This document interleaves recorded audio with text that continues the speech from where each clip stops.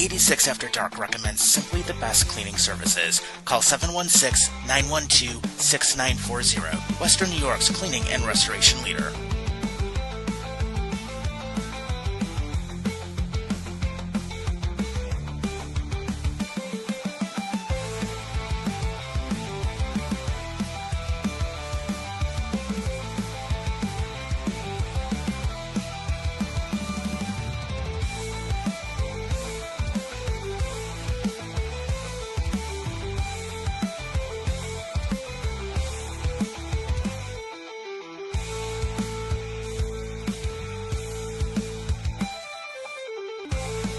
From Buffalo to Long Island, this is I-86 After Dark.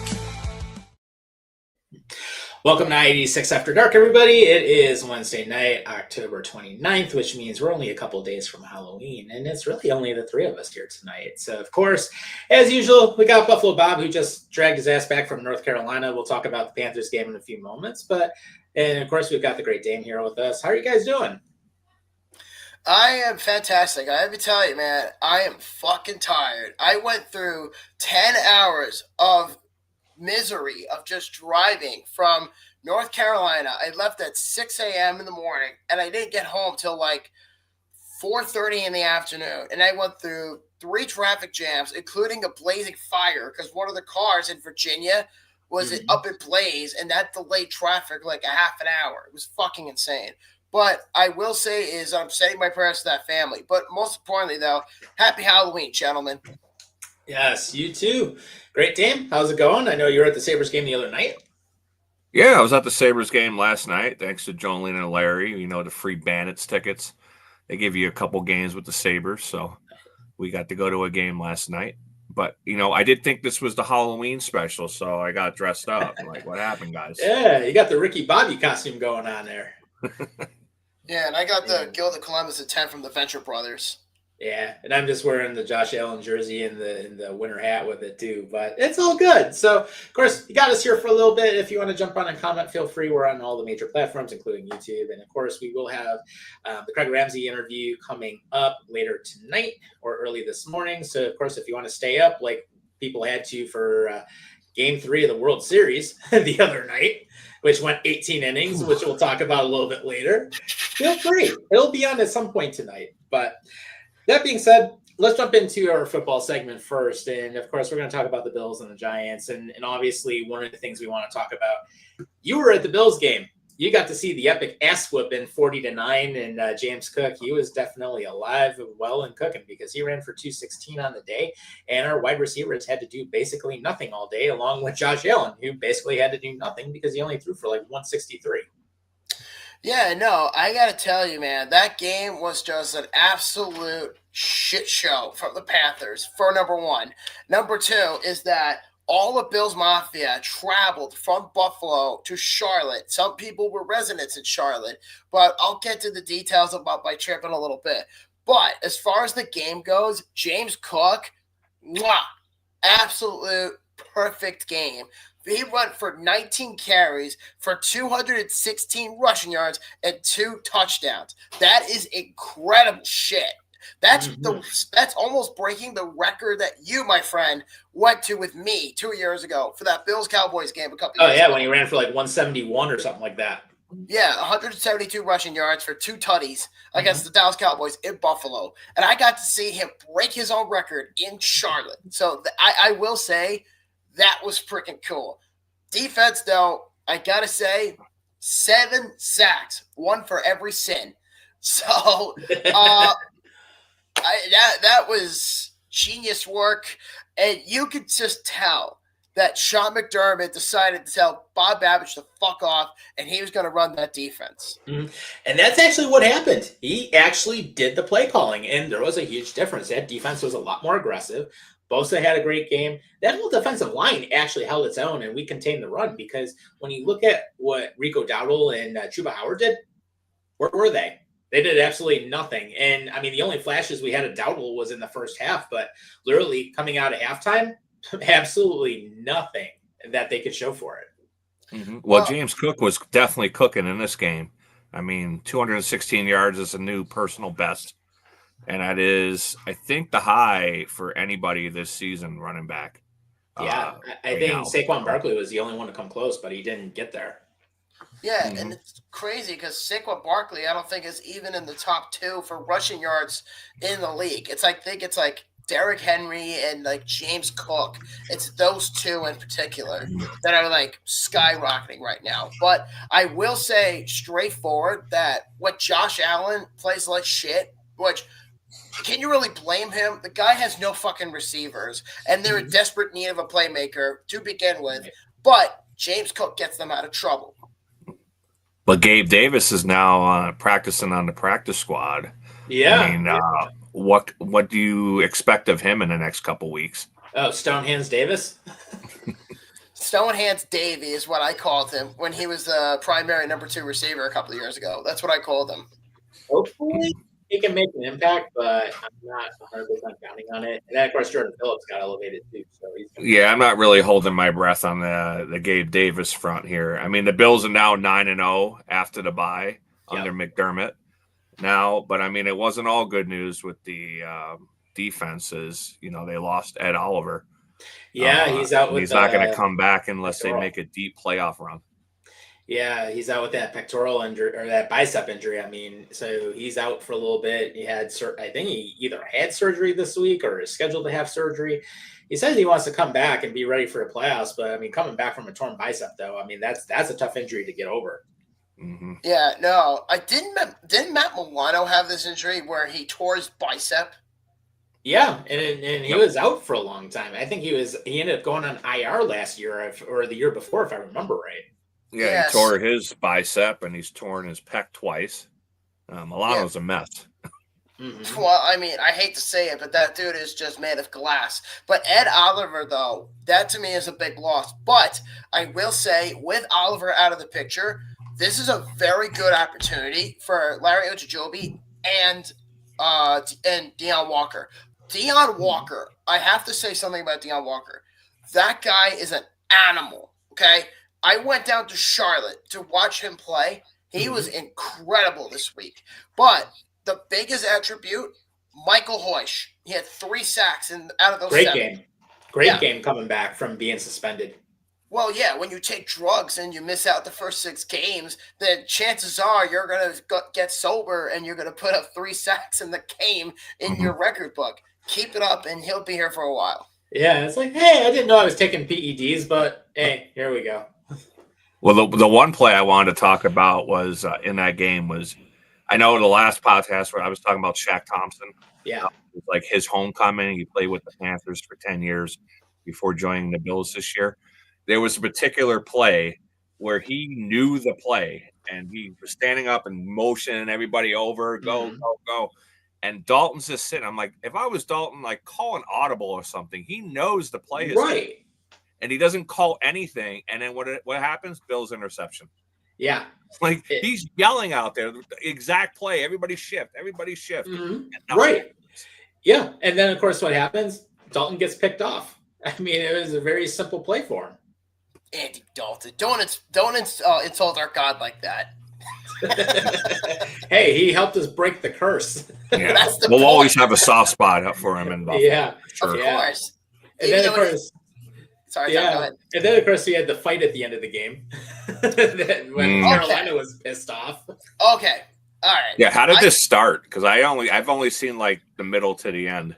Okay, so what happened was I was there in person to see this. So what happened was Deion Dawkins was set to do an interview, and Ashawn Robinson, who defensive end for the Panthers, went up to him. I forget exactly what he said, and Deion Dawkins, within his personality, he pretty much said, well, check out the score. And it's like, you guys should have lost. I'm like, well, yeah, we'll check out the score or something like that. And Ashawn Robinson got fucking pissed. So what happens is Deion is being Deion, and Robinson's getting pissed, and he shoves Dawkins, and there was a big scramble that happened. And next thing you know, Derek Brown had to come over and take him to the locker room to kind of say, chill, we lost, get over it. And this whole thing was just so bizarre because it's like, you know, me being there in person to see that happen. And I'm like, oh my God. I mean, yeah, the Bills had the right to the win, but the Panthers were just acting like a bunch of sore losers at that point. Yep. When you get your that's breaking news on I-86 podcast because I had no idea what was going on. Yeah, let's just say they were extremely butthurt about the game, about the end result. Let's just say they were a little bit too irritated at that point. Yeah. And apparently, from what we talked about before the show, apparently a lot of Carolina Panthers fans were a little butthurt after the loss because you said that you caught a lot of shit at the end of the game. Yeah, and I'll tell you this from a retrospective. And a lot of people who are Panthers fans, in quotation, were basically shitting all over the Bills Mafia, calling them degenerates, saying a lot of them love Charlotte so much that they left the, quote, miserable city of Buffalo for this game. And none of the people that were at the game were actually Bills fans. They were Panther fans because they were too embarrassed or so on and so forth. Like, why are you so angry that you lost? Mm-hmm. You're not good. I mean, yeah, they were 4-3 and they were just at 500 and they're still at 500. But why are you so pissed off when you got demolished? I mean, sure, you shut out the Falcons for some fucking reason. You beat the Dolphins, which is hilarious. You beat the Cowboys, which is hilarious. But you get massacred by the Bills, and you're like, fuck you. You guys are not real fans. I'm like, excuse me? Right? Yeah, no, they were fucking pissed. Oh, yeah. And then we'll just kind of recap a couple of the stats. Of course, we already mentioned James Cook, 19 carries, 216 for the yards, and of course, two touchdowns. And Ray Davis had 16 yards on 9 carries. Josh Allen had 7 yards and 3 carries with 2 touchdowns. Johnson only had 6 yards off of 4 attempts. But when you look at how dominant this running game was, the receiver that did the most out of anyone, Khalil Shakir, 88 yards and 1 touchdown with a long of 54. So he really only had 6 carries, like 6 receptions all game. But Keon Coleman only had 3 receptions, 30 yards. Kincaid only received it once for 23 yards. And then basically Haas ended up having 15 yards and 2 carries. Knox only had 15 yards on 1 carry. Moore only had 14 yards on 1 carry. And then Davis had absolutely nothing on 1 target. So literally when your running game gets 245 on the field and your receiving group only has 185, that's how lopsided it was in terms of the run attack. And here's the thing. The run defense that Buffalo had finally actually showed up because they contained Dowdle and Hubbard with no problem. And Carolina couldn't find any answer even in the air. So it was just a straight up ground attack, which was nice to see and, get a dominant win. So it was a big plus. But then when you look at what ended up happening on turnovers, Epinesa ends up getting the 1 interception for 24 yards. And basically we end up scoring points off of the turnovers. So that was a big difference there because I think we had like 10 points off of turnovers. So when you win the turnover battle, obviously you're going to be in a very good position to win altogether. And then of course Prater had a good game kicking for us too. But I mean, other than that, it was a straight up dominant win. But tell us about your experience in the stadium though, because I know it was your first time there. Yeah, so my experience at Run 32, which was, as you guys know, I was in Charlotte, North Carolina for the game. I was not in Charlotte for the majority of the trip. I was only there for the game. I stayed in a place called Zebulon, North Carolina, which is 3 hours east of Charlotte, and it's a half an hour outside of Raleigh. But I will say is this. I have pictures, and I brought home gear, which is what I want to share with y'all. So I actually have a bucket of shit that I usually collect when I go to stadiums. And one of the items that I never get because – I said it before, my wife is pregnant. She's 20 weeks pregnant as of this recording. She needed something in her mouth, and she got popcorn. And we got this really cool souvenir bucket of the Carolina Panthers. Sorry about the glare, but as you can see, it says Carolina Panthers all over it. But there's actually a bunch of things I want to show you guys. So the first thing is a cup. If you can see right here, there's a bunch of claw marks, and we do collect souvenir cups. So this is the Panthers one that I got at the game. So that's that. I also got, at guest services, a schedule magnet. So there's that. And what else did I get? We also got this big collection of rally towels, which I'm going to show now. It says belong. It's a black rally towel, just says belong, and it has the Panthers logo on it, and it's in Carolina blue. And then, aside the bucket, it's a little hard to see with this, but it's a poster. But I'm going to roll it out slow, and it's going to say, this is our lair. It's a giant poster of the two Panther eyes. And like I said, my camera's horrible, but forgive me on that. But it's a Carolina Panthers poster, and it's one of those roll-up things like that some stadiums do. But there's a little peek of the back of it. It says Bank of America Stadium, and it says the official bank of the Carolina Panthers. And the logo is right there. So we got 2 of these for free at the Panthers games. But I also have pictures from there as well that I want to share. So what I'm going to do now is I'm going to put it on full screen so you guys can see this. You guys can see it, right? The screen? Great. So what I'm going to do, I just got to find the picture. I just had it. There we go. Okay. So the first picture I'm going to share with you guys is this one. So this is right outside the gate of Bank of America Stadium. And you can see they have the Panthers on one side, and then they have the football club that Dave Tepper also owns.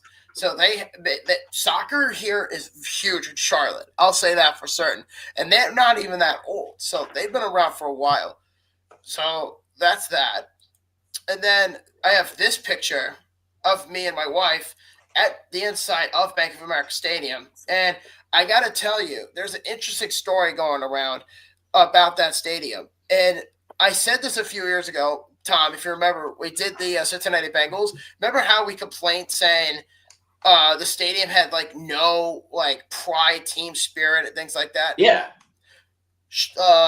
Charlotte, Bank of America Stadium is full of pride. There's a lot of like Panther themed, stuff all around the stadium. And I think that part in general is just great. There's 2 Panther statues on all 4 corners of the stadium. There's a statue of the late Sam Mills, and there's like Panthers keep pounding everywhere in the inside of the stadium. It's Carolina blue, black, silver, white, gorgeous stadium. For a 30-year-old stadium, it's not terrible. I know people give it shit, but the concourse on the outskirts to the interior of the exterior is gorgeous. You can literally walk within 2 miles from the beginning of the gate all the way around. And that's what my wife and I did. But I got to tell you, that was quite the experience from actually just being in Charlotte. And I tried to find our buddy, Rob Crittman from the Nickel City Crew. And he was so far back, I could not even reach him because I had to get access tickets to that tailgate. That's why I wasn't able to meet him, Tom. Okay.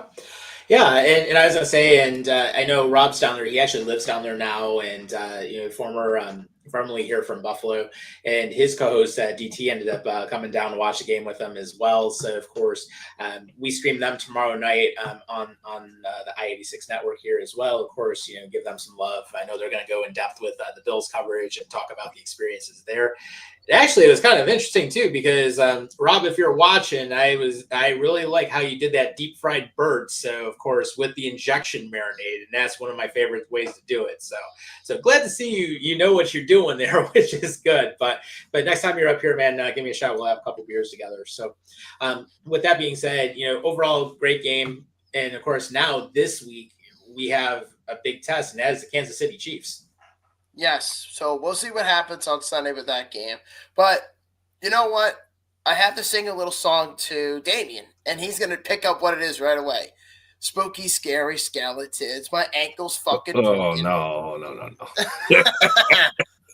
Yeah, you knew where I'm going with that one. Hey. Yeah, But the Bills are going to have a tough test this week, though. Yeah. In all honesty, with the Kansas City Chiefs. I mean, it is good that the run defense is getting better. They're going to be, without Pacheco this week too. Yeah, Pacheco's out injured. So. That's going to be a help.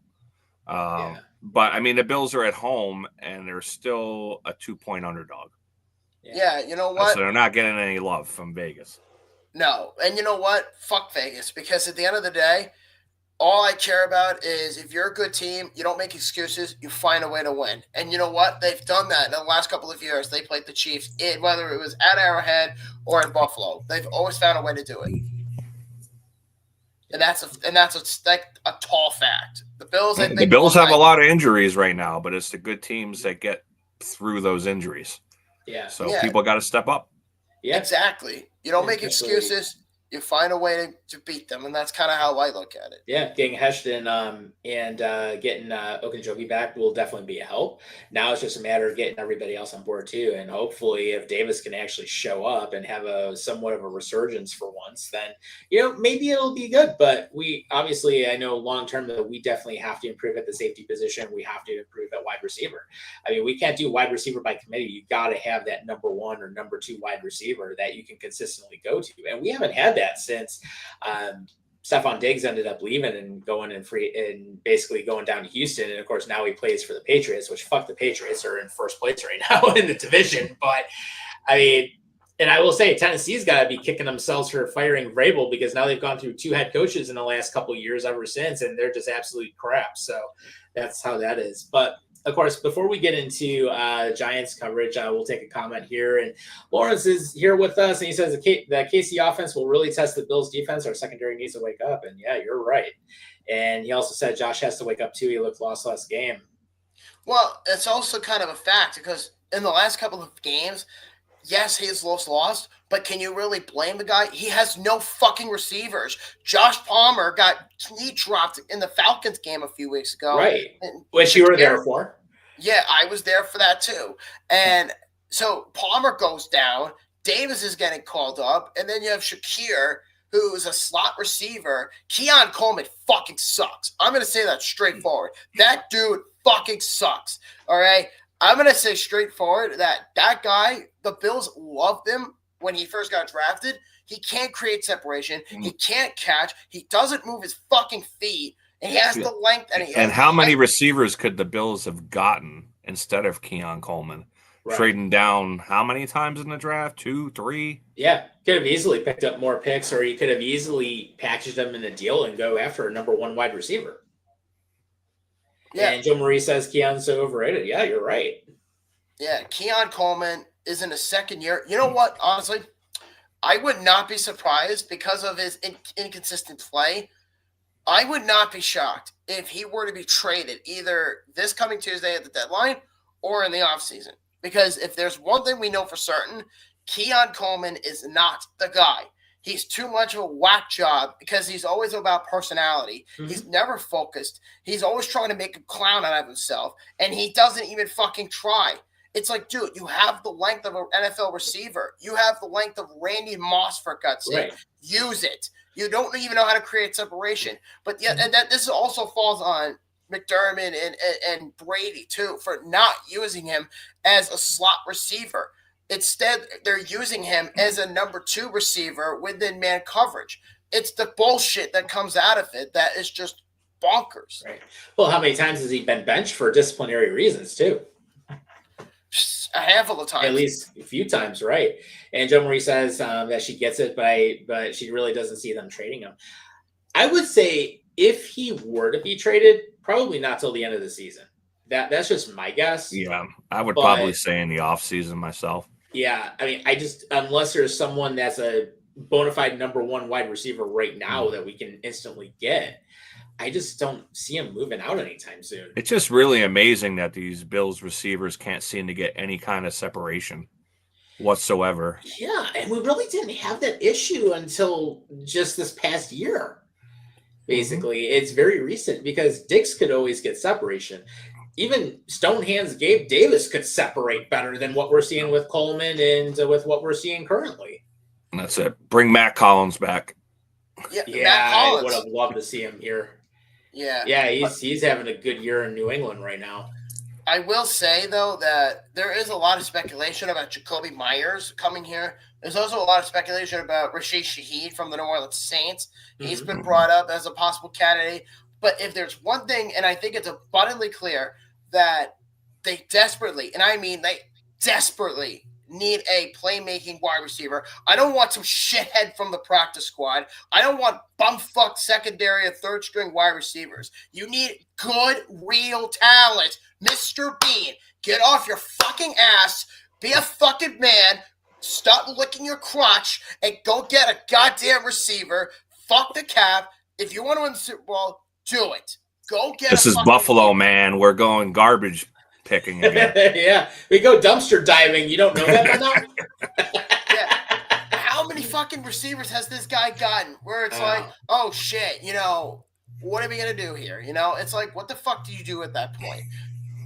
I mean, Diggs won like a bitch to get The out. only true number one they had was Diggs, and Right, and of course that was he ended up getting sent out. And Joe Marie is talking about the dumpster diving comments. dumpster diving. That's what we're dumpster. good at, man. That's what all my teams are good at. So it's not just Buffalo. Hell, walk outside my apartment, you'll see people throw like old TVs and random shit out of the dumpster every week. Actually, someone threw a popcorn machine out. There was an old couch that was sitting there. Hey, my buddy got a Blackstone a couple weeks ago in South Buffalo. Oh, nice. Someone was throwing it out. Just cleaned it up. Oh, no, Blackstone? Man, I would have taken that. Except I can't have it here at the apartment. They don't allow propane or anything. But yeah, Lauren ends up saying, let's bring back Amari Cooper. Yeah. Oh, yeah. I would. Except, of course, he's pretty much retired at this point. Yeah, and he hasn't played in how long now? Over a year. Yeah, he said, I had enough energy to play for the Raiders, and then he retires like a week later. It's like... Well, that's most people that have to go to the Raiders. Yeah, I don't blame him. He gets sent to the black hole. Of course, I would retire too.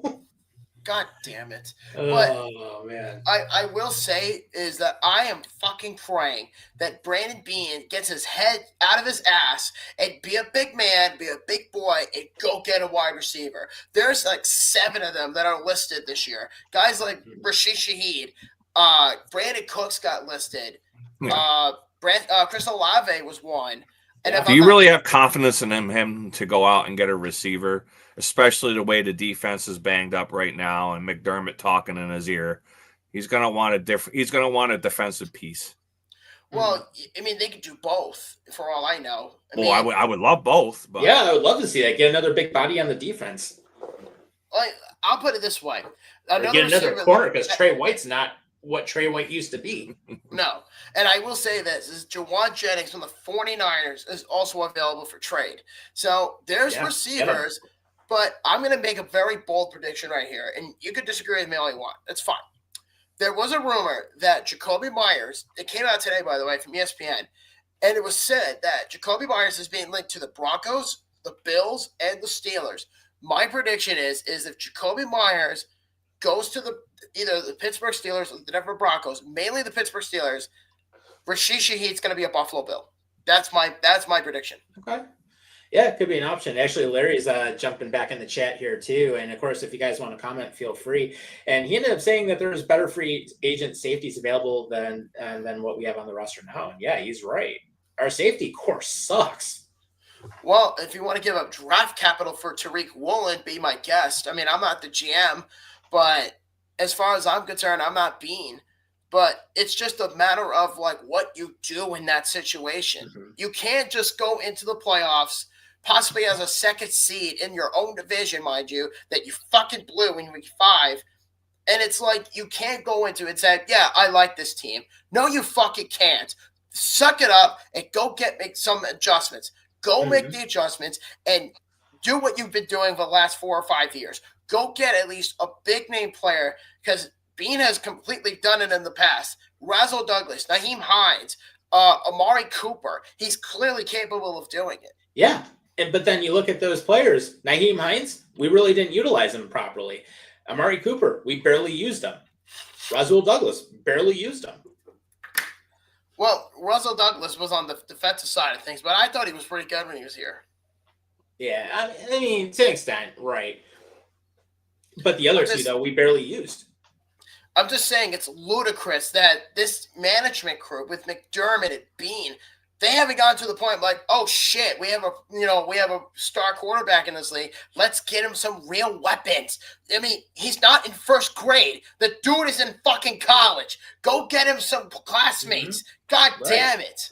Right. He's been in the league 8 years. He's more than capable. He's proven it. And he's a freaking MVP this past year. Yeah, really. Like, Jesus Christ. Yeah.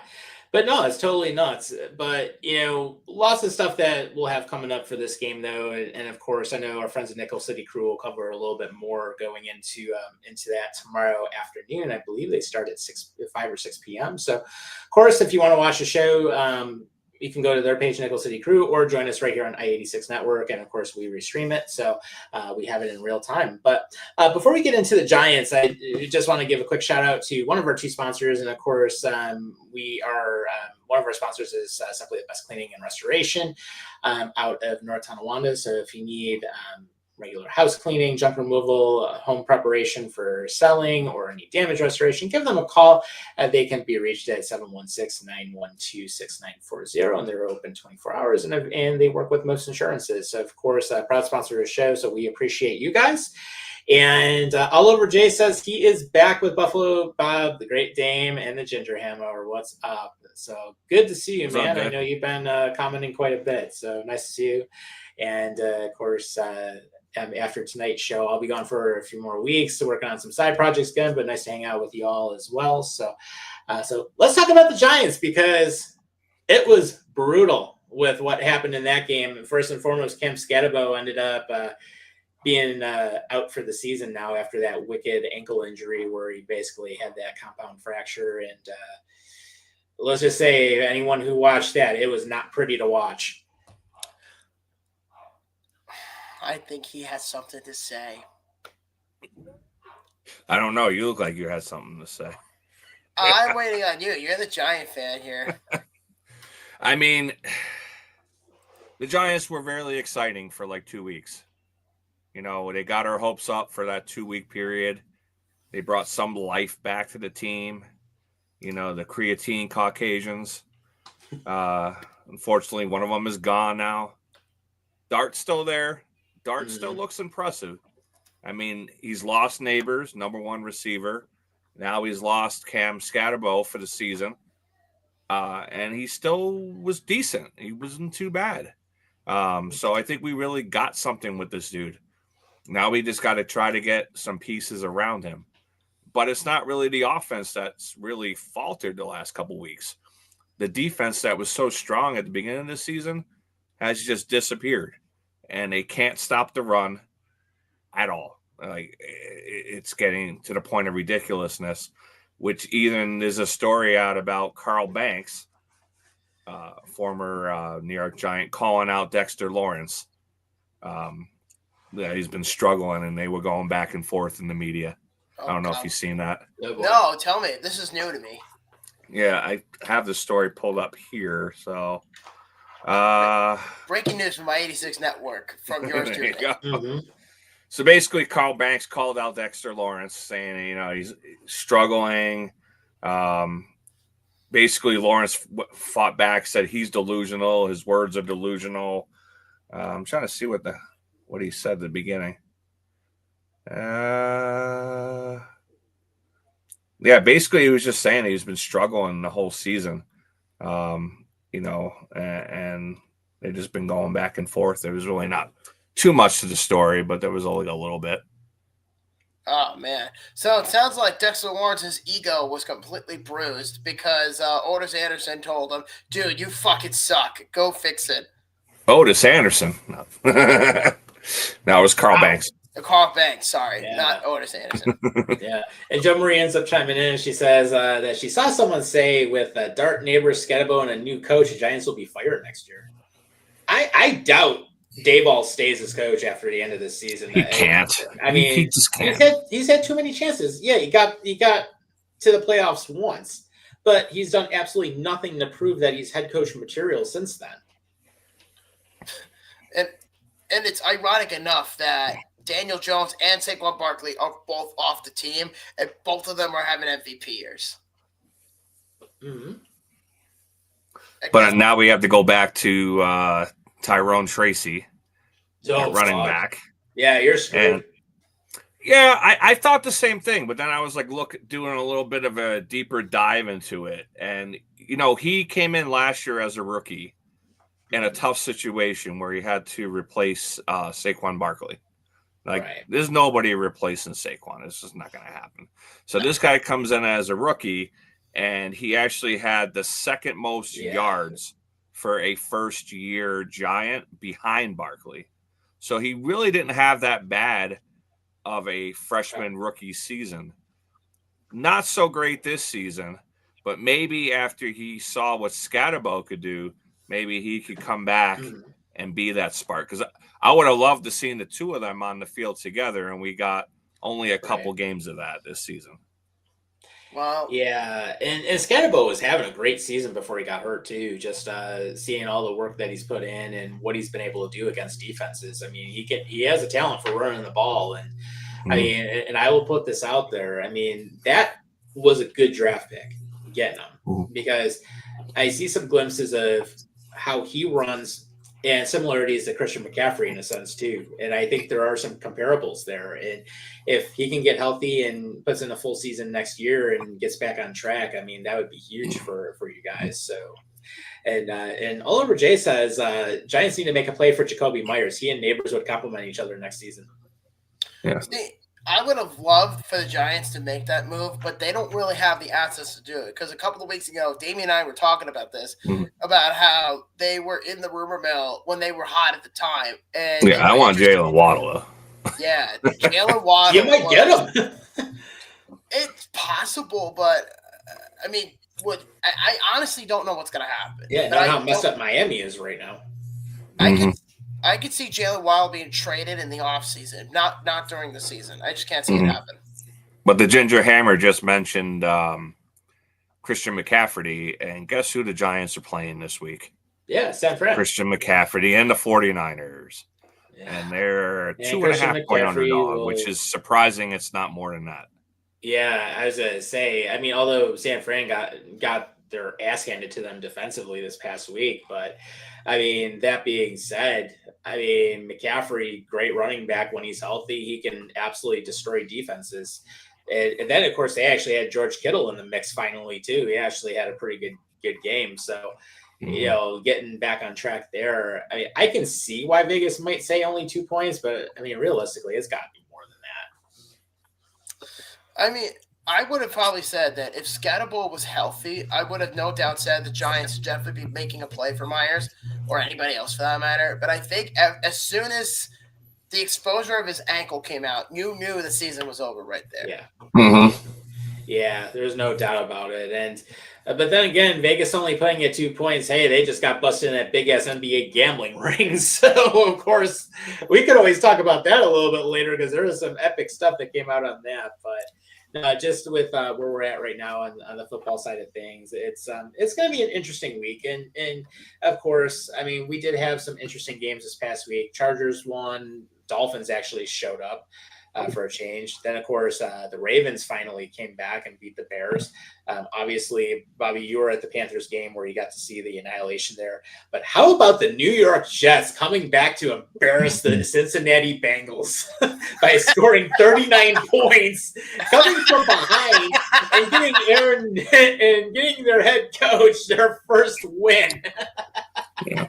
Those are like two cursed franchises. Oh, man. The Bengals and the Jets. It's like they try to outdo each other to get to the bottom of the league. I don't get it. If I'm Cincinnati, how are you taking this loss in your house when the Jets came back, put 39 up on you, and came from behind? Like, Jesus Christ, the Bengals, and if I'm not mistaken, that was a collapse. I was gonna say, weren't the Bengals by up like 14 in the They were up at halftime. 15. This was the fourth game in the NFL this season that a team was up 15 points and lost. Oh my fucking God. The Ravens did it against the Bills. And how many did you say, Damien?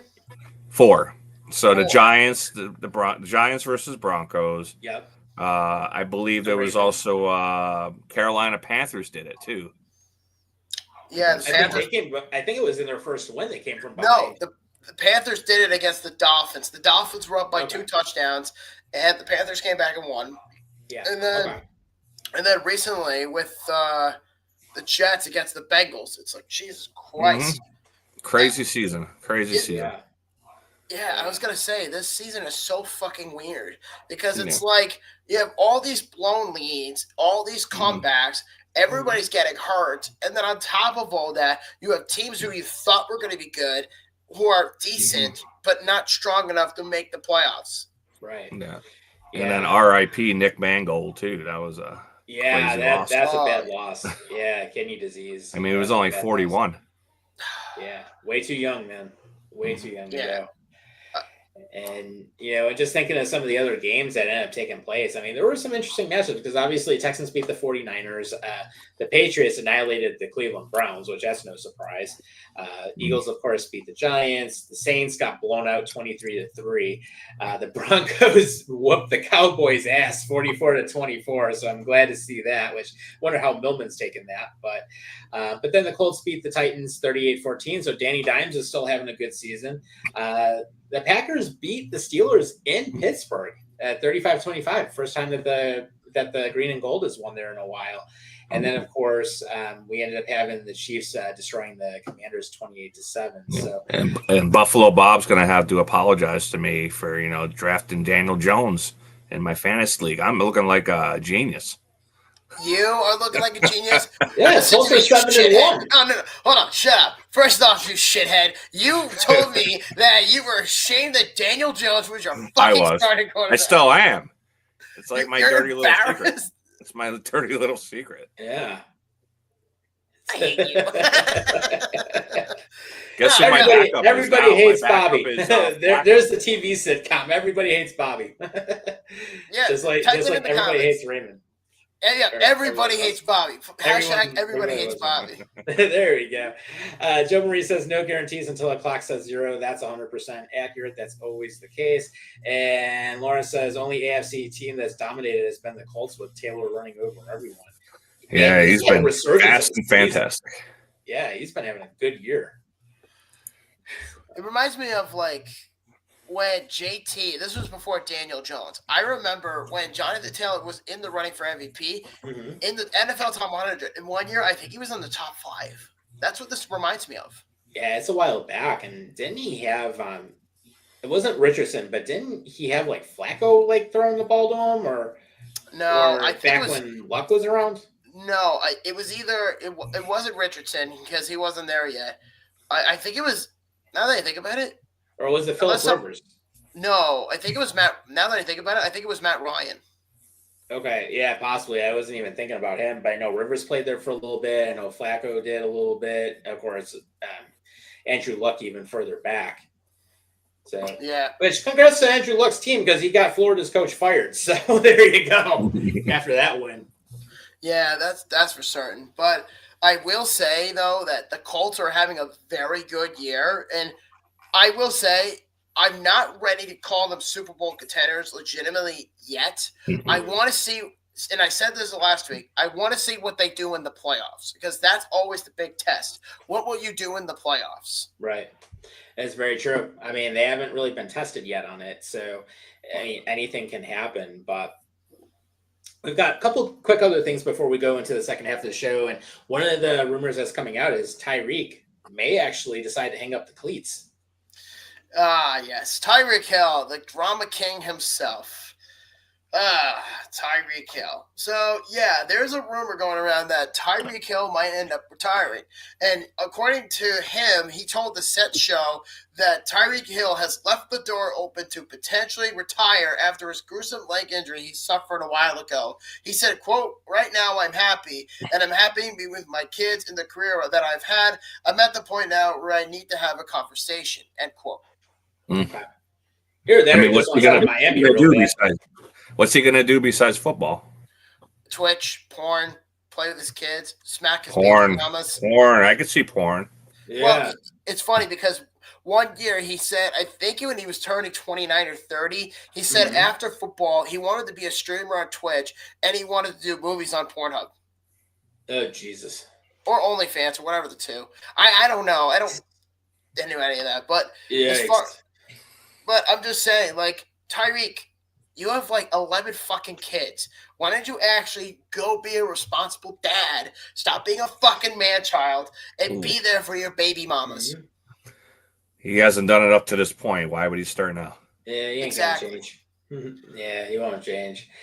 But I was gonna say before we go into the next half where we talk about hockey and baseball, let's throw some predictions out there because we've got some games coming up this week. So, first game I wanted to throw out there is the Ravens at the Dolphins, and Dame, I will give you first crack at it. I'm actually going to go with the Dolphins on this because I feel like they all of a sudden firing all cylinders. Tua looked good last week, so I'm going to take the Dolphins. Okay. Okay.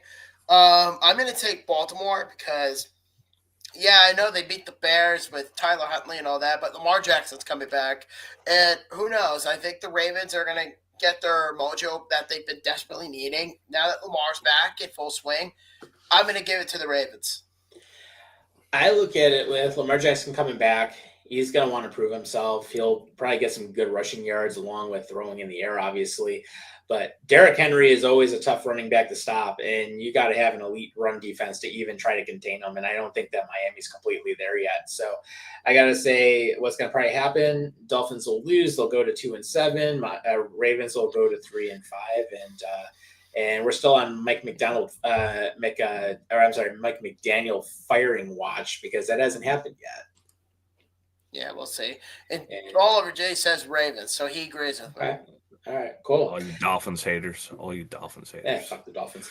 And then of course we've got the Bears and the Bengals, and they're playing in Cincinnati. And I'll start this one off. I think the Bears are going to embarrass Cincinnati, and it's just I don't think it's a contest right now. It's just going to be annihilation. I mean, that Jets loss, how they got humiliated at home, that just straight up deflated that team. Oh, yeah, definitely. I'm going to go and give it to the Bears. Like, yeah, the Bears were a joke. They lost to Tyler Huntley, of all people. But I would be more embarrassed to lose to the fucking Jets, of all teams. So, give me the Bears. Give me the Bears. I'm taking the Bears, too, because rumor is that Flacco's not even going to be in for this week. Oh, yeah. So. Yeah, and actually Jay's got a comment on here, too, and he basically says he's going with the Bears also, and he says just give the ball to Swift. Yeah, that's a good move. That's a good point. Yeah, good point. All right. Then we've got the Vikings and the Lions, and they're playing in Detroit. So, Bob, do you take this one? Oh, that's a good one. Well, these games are always close, so no contest to that. Mm-hmm. But if I was a betting man, I'd put my money on the Lions just because they're more experienced. Aiden Hutchinson just got paid, and he's set for the next 5 years. Yeah, $180 million, I think, is what it was. Yeah, he's guaranteed $141 million, so that's a monster gap there. No, I'm going to give it to the Lions. They're starting to turn it around.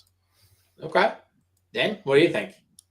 Yeah, I'm going to go Lions too. I mean, Carson Wentz is out for the season now, and is JJ McCarthy ready to come back in and play? Doubt it. I don't think so.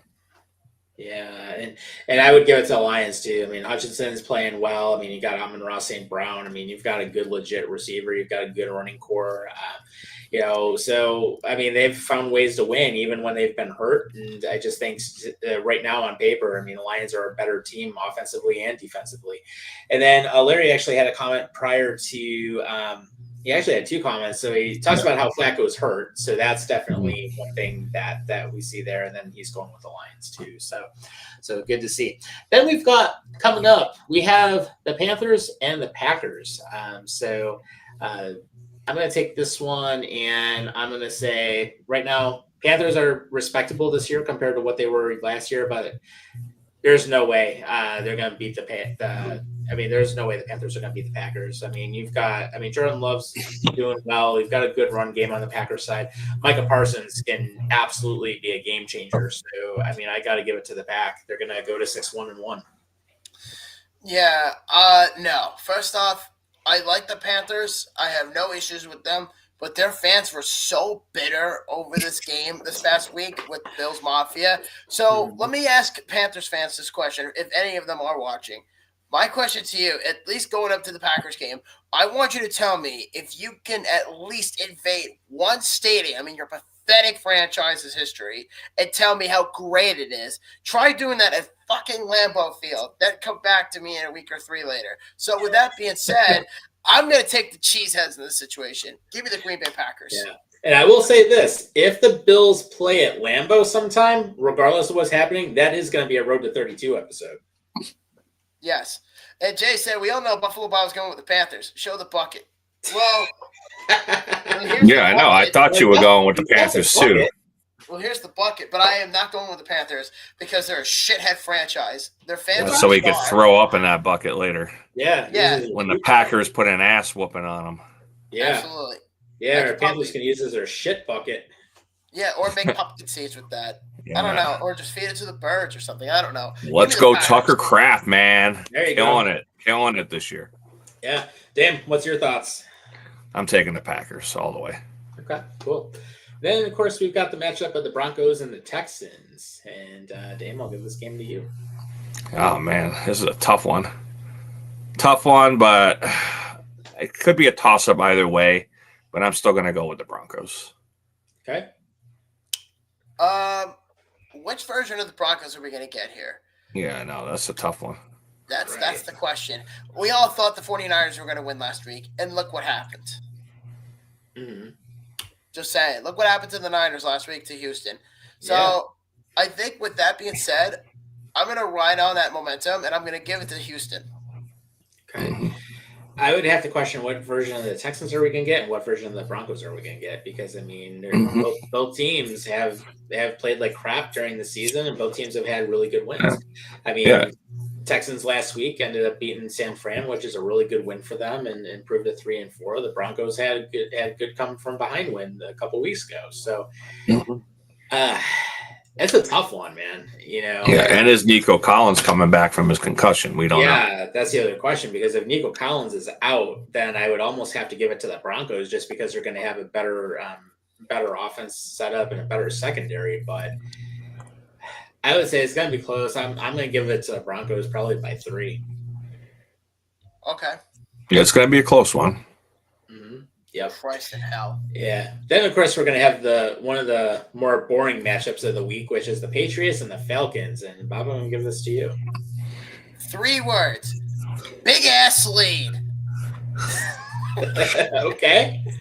I am giving it to the Patriots, unfortunately, because the Falcons – okay, Atlanta – okay, I need to say something. I know you like the stadium there. Yes, I know you like being there. I love that stadium. But looking back at that Buffalo game a few weeks ago, I look back on it, that was embarrassing, okay? That was embarrassing. How do you lose to the Miami Dolphins? Can someone explain that to me? Please. I'm looking for answers here. I am searching within my soul. You know, bath salts. Maybe they were huffing like weed or something. I have no clue, but I'm taking the Patriots just because it's an easy-ass schedule for them this year. Okay. All right. Dan, what do you think? It is, but this could be a trap game again. So, I mean, the Bills lost to the Falcons. Bijan had a great game in that. I'm going to take the Falcons in this. Okay. You know what? I think the Patriots are on a big high right now. I mean, they've been playing well. Drake May's been playing great. I mean, their offensive line's been pretty good. Their defense has been pretty good. But I almost have to think, you know, the Falcons are going to want to bounce back from that embarrassing loss to the freaking Dolphins. And you know what? I'm going to call it an upset. I'm going to call the Falcons winning this one. Really? I'm going to call it an upset. Come on, Buffalo Bob. Get on the train. I want it to happen. Then that way we can jump back into a tie for first. First off, the Falcons could suck a dick. And number 2, the Patriots. The Patriots, too. The Patriots could suck a dick, too. But Atlanta, specifically, could suck on it even more. Because of the fact that the Bills could have beaten them a few weeks ago, looking back on it now, it was embarrassing. I'm just throwing that out there. All right. Then, of course, we got the 49ers and Giants. And, Bob, I'll give you this one. Niners. I think it's pretty straightforward. Yeah. Dame? I'm going to be a contrarian all the way through, so I'm taking the Giants. Okay. Yeah, I'm gonna say Niners. I mean, unfortunately, that Scatterable loss is really bad. So I'm just gonna say all around Giants are not gonna be there, but we'll see what happens. Then of course we got the Colts and the Steelers coming up, and I'll take this one. And I gotta say, you know, how Tomlin keeps his job after all these years, I don't know. I mean, he's somehow managed to get to the playoffs most seasons, but I gotta say, Indy's in a good spot right now, and you know what? I'm gonna call the upset in Pittsburgh again, and I'm gonna say that the Colts will come out on top. It'll be close, but they'll do it.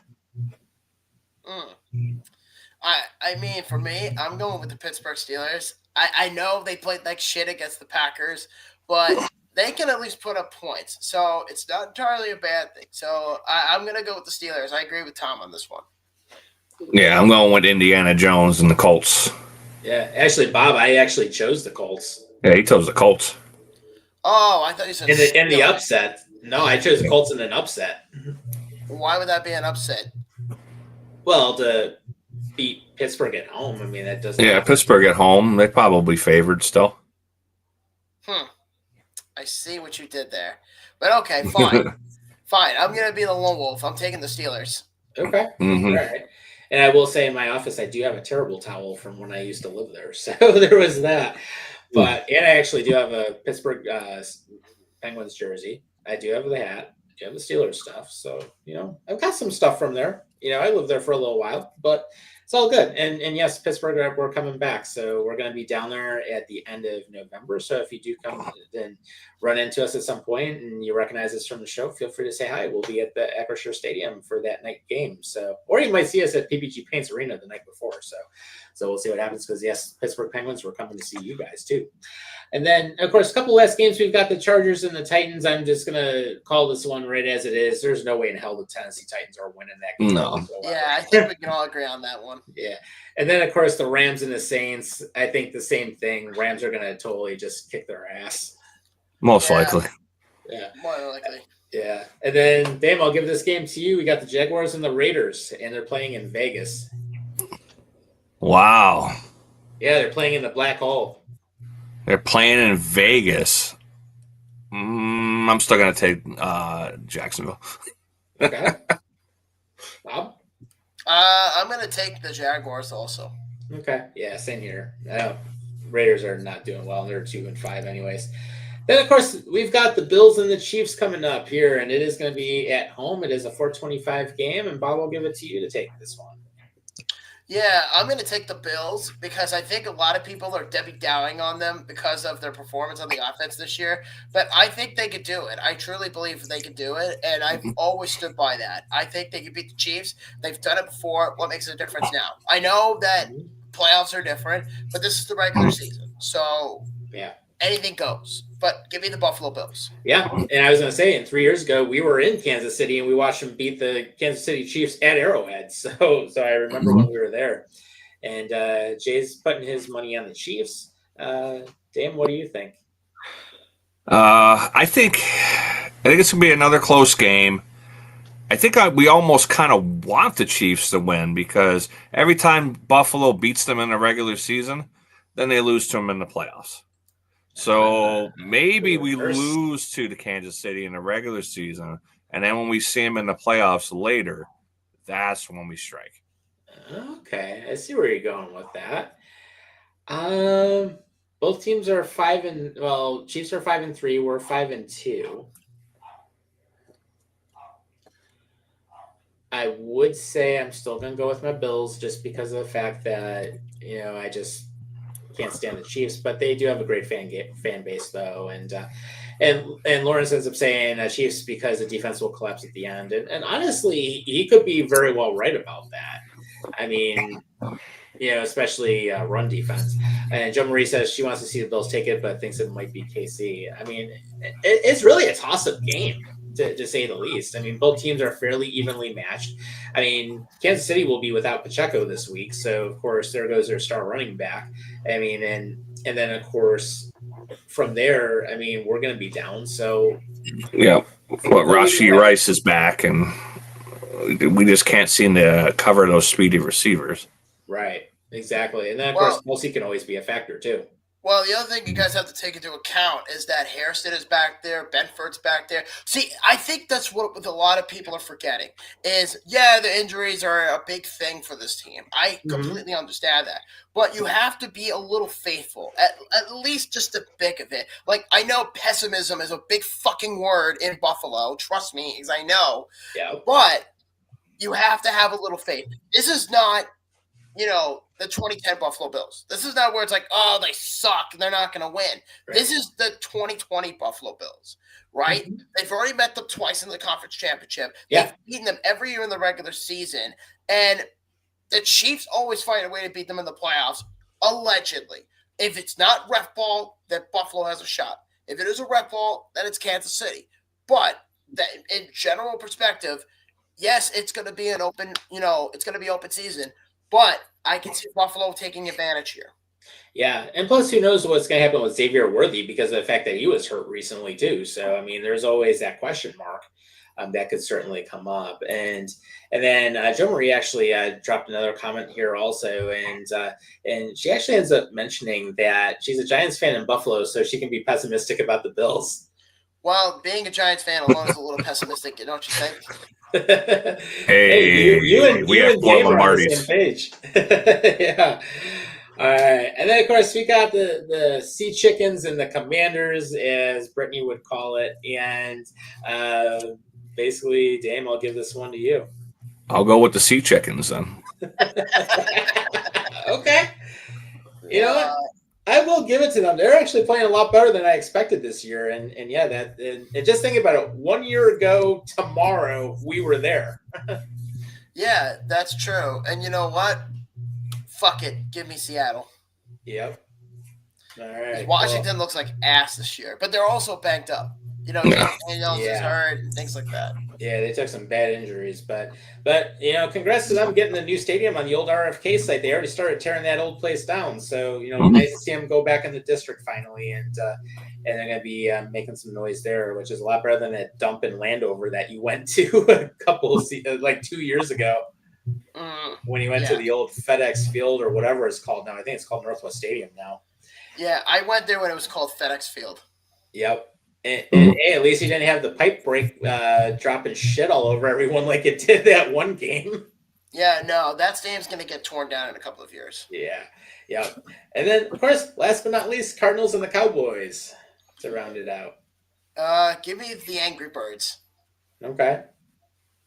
I think I'll go Cowboys on this. Okay. And I think, you know what, and I will actually agree. As much as I don't like the Dallas Cowboys, I will give them a matchup on paper. So. Oh, no, I fucking hate the Dallas Cowboys.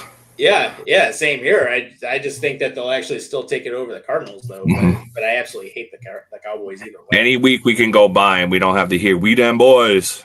Yep, exactly. You know that it was going to eventually happen because their fans are just insufferable.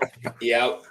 And then, of course, the teams on the bye week, the Jets get a much-needed bye, the Browns, the Bucs, and the Eagles, so we won't be seeing them for a week. So that's where we're at. But, that being said, you know what? It is actually the top of the hour, so, of course, we're going to take a quick break. We're going to share one of our sponsors with you, which, of course, if you're down in Merrick, go to Superfry. They have some great stuff. And then we'll come back at the top of the hour, and what we're going to do is we're going to get into hockey and some baseball before we wrap up. So stay with us. We'll be right back. This episode of I-86 After Dark is brought to you by Superfry, right here in Merrick, New York. Superfry is serving up homemade soup, legendary hand-cut fries, and wraps that always hit the spot. And if you're hungry for something next level, try the Zazzini, stacked with crispy bacon, melted mozzarella cheese, juicy chicken cutlet, and their signature Roscoe dressing. One bite and you'll know why it's a local favorite. So when you're craving real flavor, head to Superfry in Merrick, New York. Big taste, handcrafted, and always fresh. To place your order, call 516-379-SOUP or just scan the QR code on your screen and get Superfry fast. All right, welcome back to I-86 After Dark. You got the Ginger Hammer, Great Dame, and Buffalo Bob here with you. And, of course, we're live on all platforms right now. So if you want to jump into the chat and say hi to everybody, feel free. We're here for a little while yet because we've got a lot of hockey news and some baseball to cover. So, of course, what we'll do let's jump into hockey first, because there's several things about the Sabres and Islanders we want to get into. And one of the things I will say, of course, Sabres ended up dropping the last 2 games. They ended up losing in overtime to Toronto. They lost in overtime last night to the Columbus Blue Jackets. And basically where the Sabres are right now, they're 4-4-2 on the season. So at least they're at 500, which is a lot better than where we were this time last year. But I will say still some inconsistencies. And when I look at what they're doing, and just to kind of give an idea of what happened in this game, I mean, the shots on goal were pretty much even, 39-38 in favor of Columbus, which is fine. But the faceoff percentage is where they got destroyed. Columbus won almost 57% of the faceoffs. Buffalo only won 43%. And also, the Blue Jackets ended up going 100% on the power play, 1-for-1, whereas we couldn't capitalize on 2 chances. We were 0-for-2. I mean, penalty minutes we were in a better spot. We only had 4 minutes in the box. Columbus had 6. But the hits, Columbus dominated 23-13. You got to start hitting players. And same thing with block shots. We had 20 blocks. They had 14. But the giveaways, Columbus ended up having 15 versus 11. So, okay, that's one good thing in Buffalo's favor. And the takeaways, Columbus had 6, we had 4. So, on paper, it wasn't horrible, but the faceoffs, we have to get better at what we're doing there. Power play, you got to capitalize, and you have got to go into the corners and start hitting people and being physical, because you're not going to win games. But the consistency is really the biggest thing, because the Sabres will show up for 80% of their games. And they've shown they can beat good teams. They've beaten Detroit. They beat Florida, the reigning champions. They've been able to go in and get some good wins. They beat the Toronto Maple Leafs in the home in the first game of the 2. So they can go ahead and they can get some wins, but they have got to get consistent, because if they're going to show up only for 80% of the games, guess what? You're going to lose 80% of those games that you don't show. You're going to lose that 80% of the time because you didn't show up 20% of the time. It's funny because the Sabres, I felt, were getting better. I've seen a lot of statistics with Josh Doan as of late. And before I continue, Jillian said the Sabres need to start showing up for full games. Yeah, Demery's 100% right. Yeah, they got to show up for full games, because when you look at what's happened in the games that they've lost, it's been in the third period. It's been in the third period. That's what happened against Columbus last night, where basically Columbus came back, forced overtime, and then 2:51 into overtime, Columbus ends up scoring the game winner. Same thing with Toronto. We end up showing up, but we collapse in the third period, goes to overtime, Toronto gets the overtime goal. When you look at some of the other losses we've had this year, it's been in the third period. There's really only been one game where we just didn't show up at all. And I want to say, I think it was game 2 where we just were absolutely flat. But she's right. We have to be more consistent. And that is, of course, more consistent on the faceoffs, more consistent on hitting people. We're getting shots on goal, which is a lot better than what we had last year, except for that second game where we only had, I think, 1 shot over the first 20 minutes, and you're not going to win shit doing that. But you've got to improve on the giveaways. You got to be able to take away the puck as well when those opportunities come up, and you have to capitalize on those. And the power play, you have to capitalize on that. When the other team's 1 or 2 men down, use that as a time. Start peppering the net with shots. If you're not shooting the puck, you're not going to have those chances to get goals. And that's what's got to happen. They're doing it part of the time, but they're not doing it consistently. And that's where the issue runs in. Yeah, I was actually at this game yesterday. They started off very slow in this game, actually. The shots, yes, they ended up evening them out towards the end of the game. But Columbus started with the first 10 shots of this game before Buffalo got a shot. They actually threw up a Bronx cheer when the Sabres finally got their first shot on goal, which was probably damn near almost 10 minutes into the game. Yeah. That doesn't get you, that does not help you, when that takes place. And kind of reminds me of that one game, and I'm trying to remember exactly what it was, but I think it was the game against Boston that we lost, where I think Boston had 18 shots in the first period and we only had 1 at the end of 20. And you can't do that.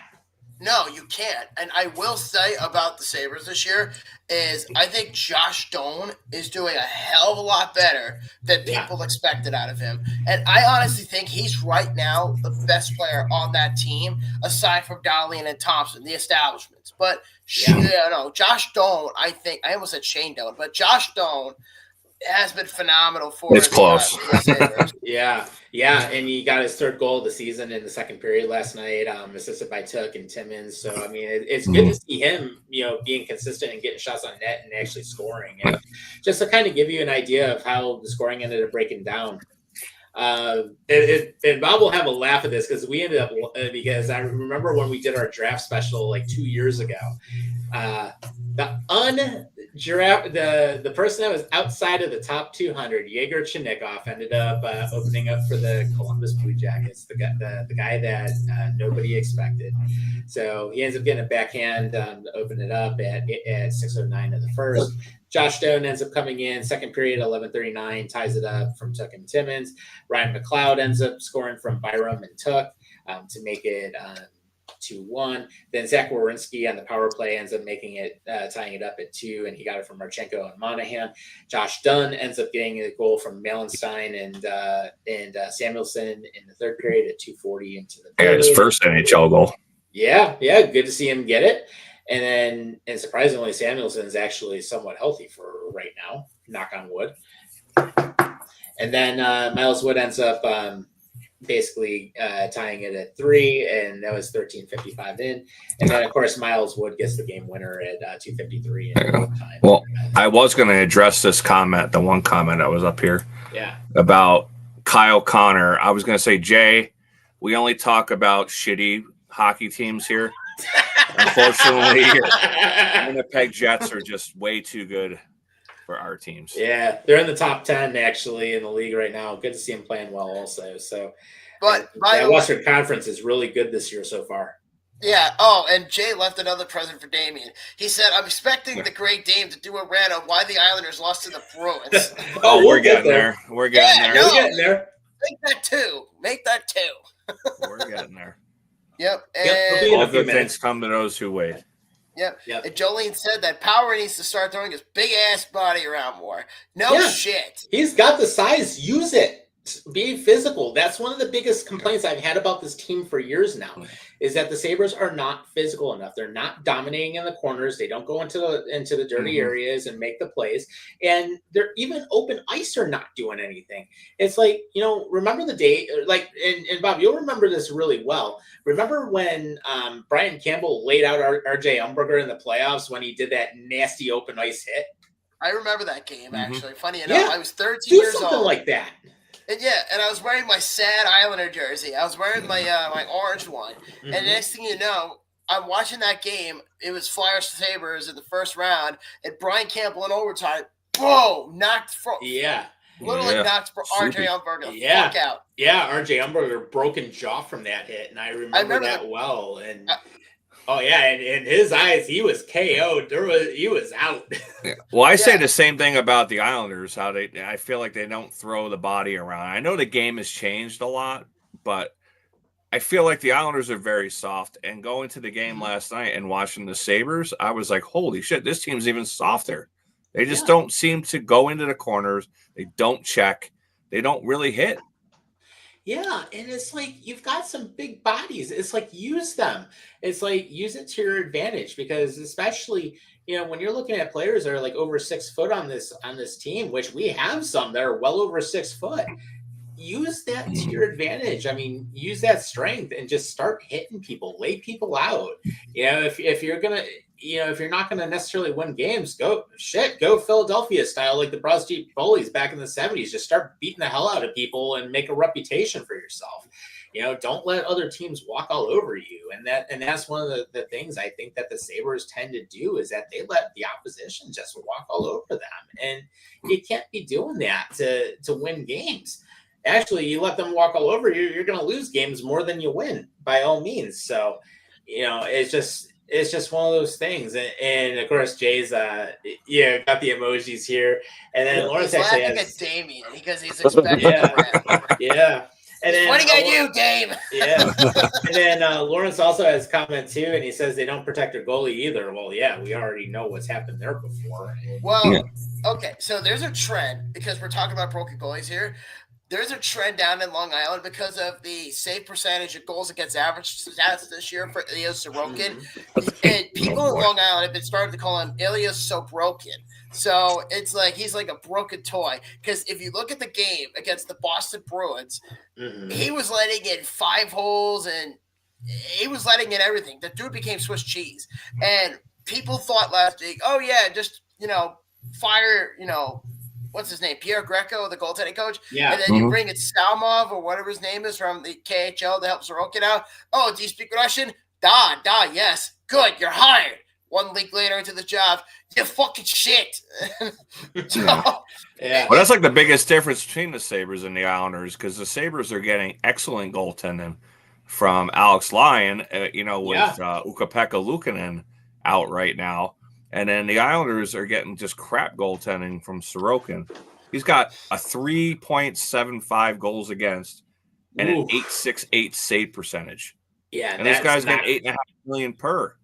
He's not even up to a backup standard right now.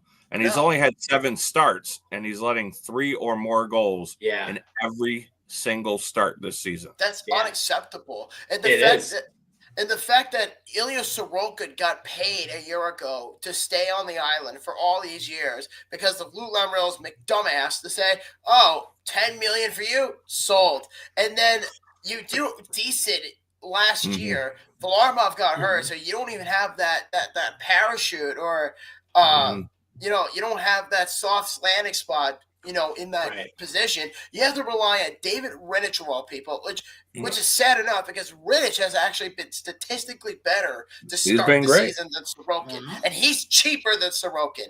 Just thank God we can't give out 15-year contracts anymore. No. The whole Rick DiPietro story again. Oh God, or Alexei Yashin for that matter. It's like fuck me. But I will say is I think the Islanders have been getting a lot better as of late. Like they were on a 4-game win streak. I get that. But they have been putting the puck in the net. Yeah. Bo Horvat is having a great start to the season. Kyle Palmieri is starting to pick it up. But aside from that, though, Schaefer has been phenomenal. Now the question becomes, if you play him tomorrow, because I've got the Carolina Hurricanes, do you play him against the Canes or do you send him back to juniors? I don't think that's even a question anymore. I don't think that's going to happen at all. Yeah. He's definitely staying up with the club now. I would think so. If he was underperforming, I'd say, send him down to juniors. But I said this a few weeks ago. If you remember in the beginning of the year, Damien, I said that Matt Schaefer was not going to make this easy. And I said either one or two things are going to happen. Either he's going to get a 9-game stint, which he did, and then either he's going to make it impossible for them to send him down to the juniors, or he's going to stay on the team permanently. Yeah. If he plays against the Carolina Hurricanes tomorrow, that's the first year of ineligibility of his ELC deal. So that's an indication that they're going to keep him on Long Island. And if I'm not mistaken, they can't send him back down if you burn that deal. Right. Yeah, because usually it's not a 2-way deal. So, I mean, you've got him no matter what. But I got to say, Schaefer's been playing well. Anything I've seen, and he's been a really nice ad. So, definitely something that you guys can build around. You know what's crazy?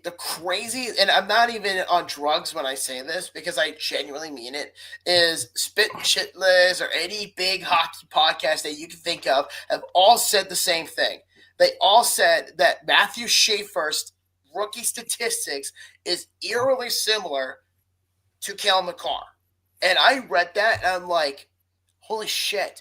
If you look at Cale Makar's rookie year and compare that to Matthew Schaefer's, Schaefer could be on pace to surpass Cale Makar.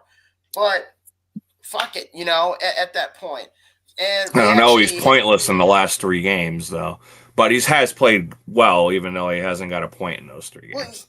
He's a baby, Dame, so it's only baby steps for him at that point. I demand excellence. I demand excellence and no mistakes. You don't want half-assery. But I mean, the big upset with the last 2 games, though, is the Islanders were up 2-0 in both of those games and only came out with 1 point. and that was with the shootout loss to the Flyers. Yeah. But it's not only like Sorokin, it's also the special teams. Like in the Bruins game, they went 0 for 5 on the power play and then 2 for 4 on the penalty kill. They're not killing penalties again, and they're not scoring on the power play. So it's just the same shit every year. Mm-hmm. Yeah, just like the Sabres, the same thing. Their special teams have had some issues. And Jay said, should the Islanders try to get John Gibson? No, because first off, I have a few reasons why not to get that shithead. For one, what are you going to get the money from? If you're going to get John Gibson, the least you could do is give away Ilya Sorokin for a bag of peanuts at Walmart. That's number one. Number two, John Gibson is injury prone as shit. He's overpaid, getting $10 million per year, almost when he was with Anaheim. And on top of all that, he's old. He's older than Sorokin. So that. Well, I don't even know what the Islanders do right now. It all goes through Sorokin. If they can't figure this out with Sorokin, that's the season. Mm-hmm. Goodbye. We're done. Yeah. I would have thought Sorokin's worth more than a bag of peanuts at Walmart. I would have thought he's worth a bag of peanuts at Sam's Club and at least get the bulk pack. You know what the Islanders need? You know what the Islanders need? They need to trade for a veteran defenseman.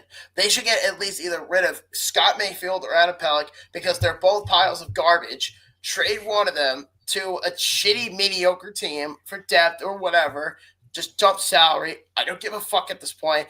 Go get a right-handed defenseman and help out Sorokin. Because, again, Adam Pelech and Scott Mayfield are fucking garbage. And don't tell me that Tony DeAngelo is the best defenseman on this team. Because that guy literally looks like a sack of balls with extra pubic hair on it this year. He doesn't even play defense.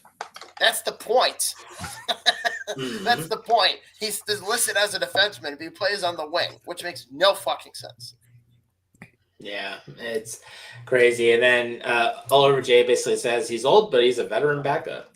But Jay, you're missing the point. He just got traded to the Red Wings over the summer. They're not going to trade him right away. And plus, if you look at Detroit's record right now, they're at 500. So if I read you the statistics for the Detroit Red Wings, they're right now second in the Atlantic, and they play 10 games with a 7-3 record, 14 points, and they're just above 700. And John Gibson's statistics are pretty decent. Even though the Red Wings are old, now you're just throwing names around. Jordan Binnington. Yeah, why would I want that cancer on the Islanders? Why would St. Louis want to get rid of him? Yeah, Jesus really. Christ. Why don't I just go dig up Joseph Stalin from the ground? He could probably play better defense than fucking Jordan Binnington. I think we should go get Hasek. Oh, yeah, go get Dominic Hasek out of retirement. Yeah, go get him. He hasn't played in, 10 years? Or something. Maybe like he's almost fine. 20. He's aging like a fine wine. Yeah, go get Jaromir Jagr. He's still playing 30-plus years later. I'd rather put my balls through a crocodile's mouth while shoving my head up a unicorn's asshole than get Jordan Binnington on the Islanders. We can get Nicholas Lidstrom while we're at it, too. I would literally chop off both my limbs on my arms to get Nicholas Lidstrom on the New York Islanders.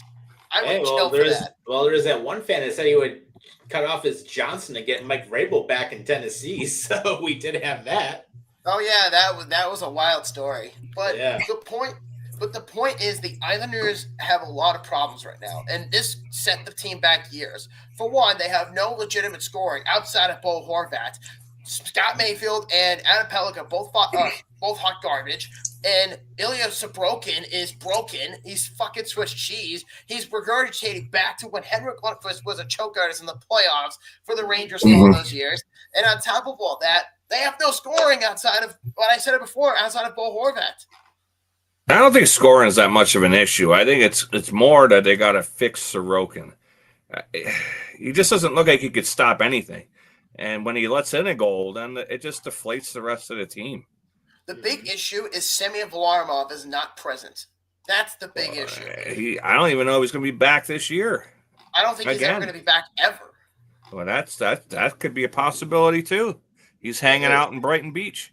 Tom wishes he had Ilya Sorokin on the Sabres, but no, he stuck with Alex Lyon. Well, at least Alex Lyon has been good this season. Yeah, Alex Lyon has actually not been that bad. He's actually gotten some wins, and he got a shutout. Can the Islanders beat the Caps on Halloween? I believe they can, but it depends on what Damien said earlier. It depends on Sorokin. If he doesn't perform, then bye-bye season. Yeah. Yeah. Well, I don't know. I won't be watching that game because I have actually better stuff to do than watch another painful loss. Yeah. What if they win? Well, it could be more painful. It could be the New York Rangers right now. Fuck the Rangers. It could be worse. I mean, how much longer is Chris Drury going to be there as GM? Oh, God. How much longer?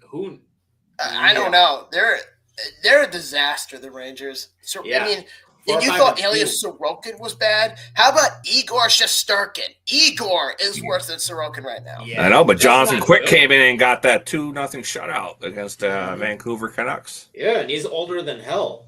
Yeah, I didn't even know he was still playing. I thought he was done. Quite honestly, I thought he retired already. Who, No. Quick? Quick. He's still quick. He's been in New York for a couple of years. Yeah. He's still there. But yeah, the Rangers are in a rough spot right now. But sorry, go ahead. Oh yeah, no, I was gonna say, yeah, Rangers, yeah, they're not good right now. Yeah, but the Rangers are tied with the Sabres, and they're 1 point ahead of us with the Islanders.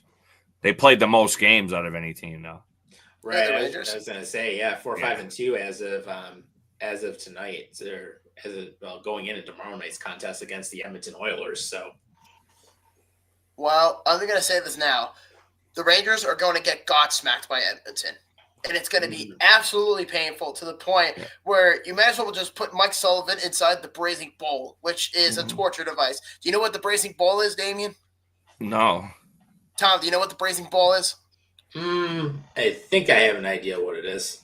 Okay, so let me give you guys a history lesson here. If you guys like history that are watching, this is where you can come and learn history. Yeah, so if that's the end of the podcast. Yep. So we're gonna learn torture devices. Yeah. So, and we will say that for anyone that watches the show, we do have that disclaimer at the beginning of the show that basically says we're not responsible for anything that happens to anybody, and basically it is an uncensored podcast. So do your own research. Yeah, yes. Exactly. Okay, so now that we got that out of the way, let's begin this lesson. So the Braising Bull was a torturing method device during the Spanish era, like during the Spanish War in like the 1716, like ancient Greece kind of vibe. And the Braising Bull was meant as a torture device for prisoners that if you didn't answer questions or whatever. So what would happen is it was a public execution, kind of like if you hang somebody, but it's a little different. What they would do is this big bronze golden bull was sit out in the middle of the town street, and people would gather around, and the prisoner would be sent in by the guards. They open the gates that's on the side of the ribs. They put the prisoner inside the Braising Bull, and the bull itself, they would put it under some flames and some fire, whatever, kind of like a bonfire. And what it would do is that as it got hotter and hotter and hotter, because there's no air in this machine, and the prisoner would not only burn, but it would suffocate and just burn to death.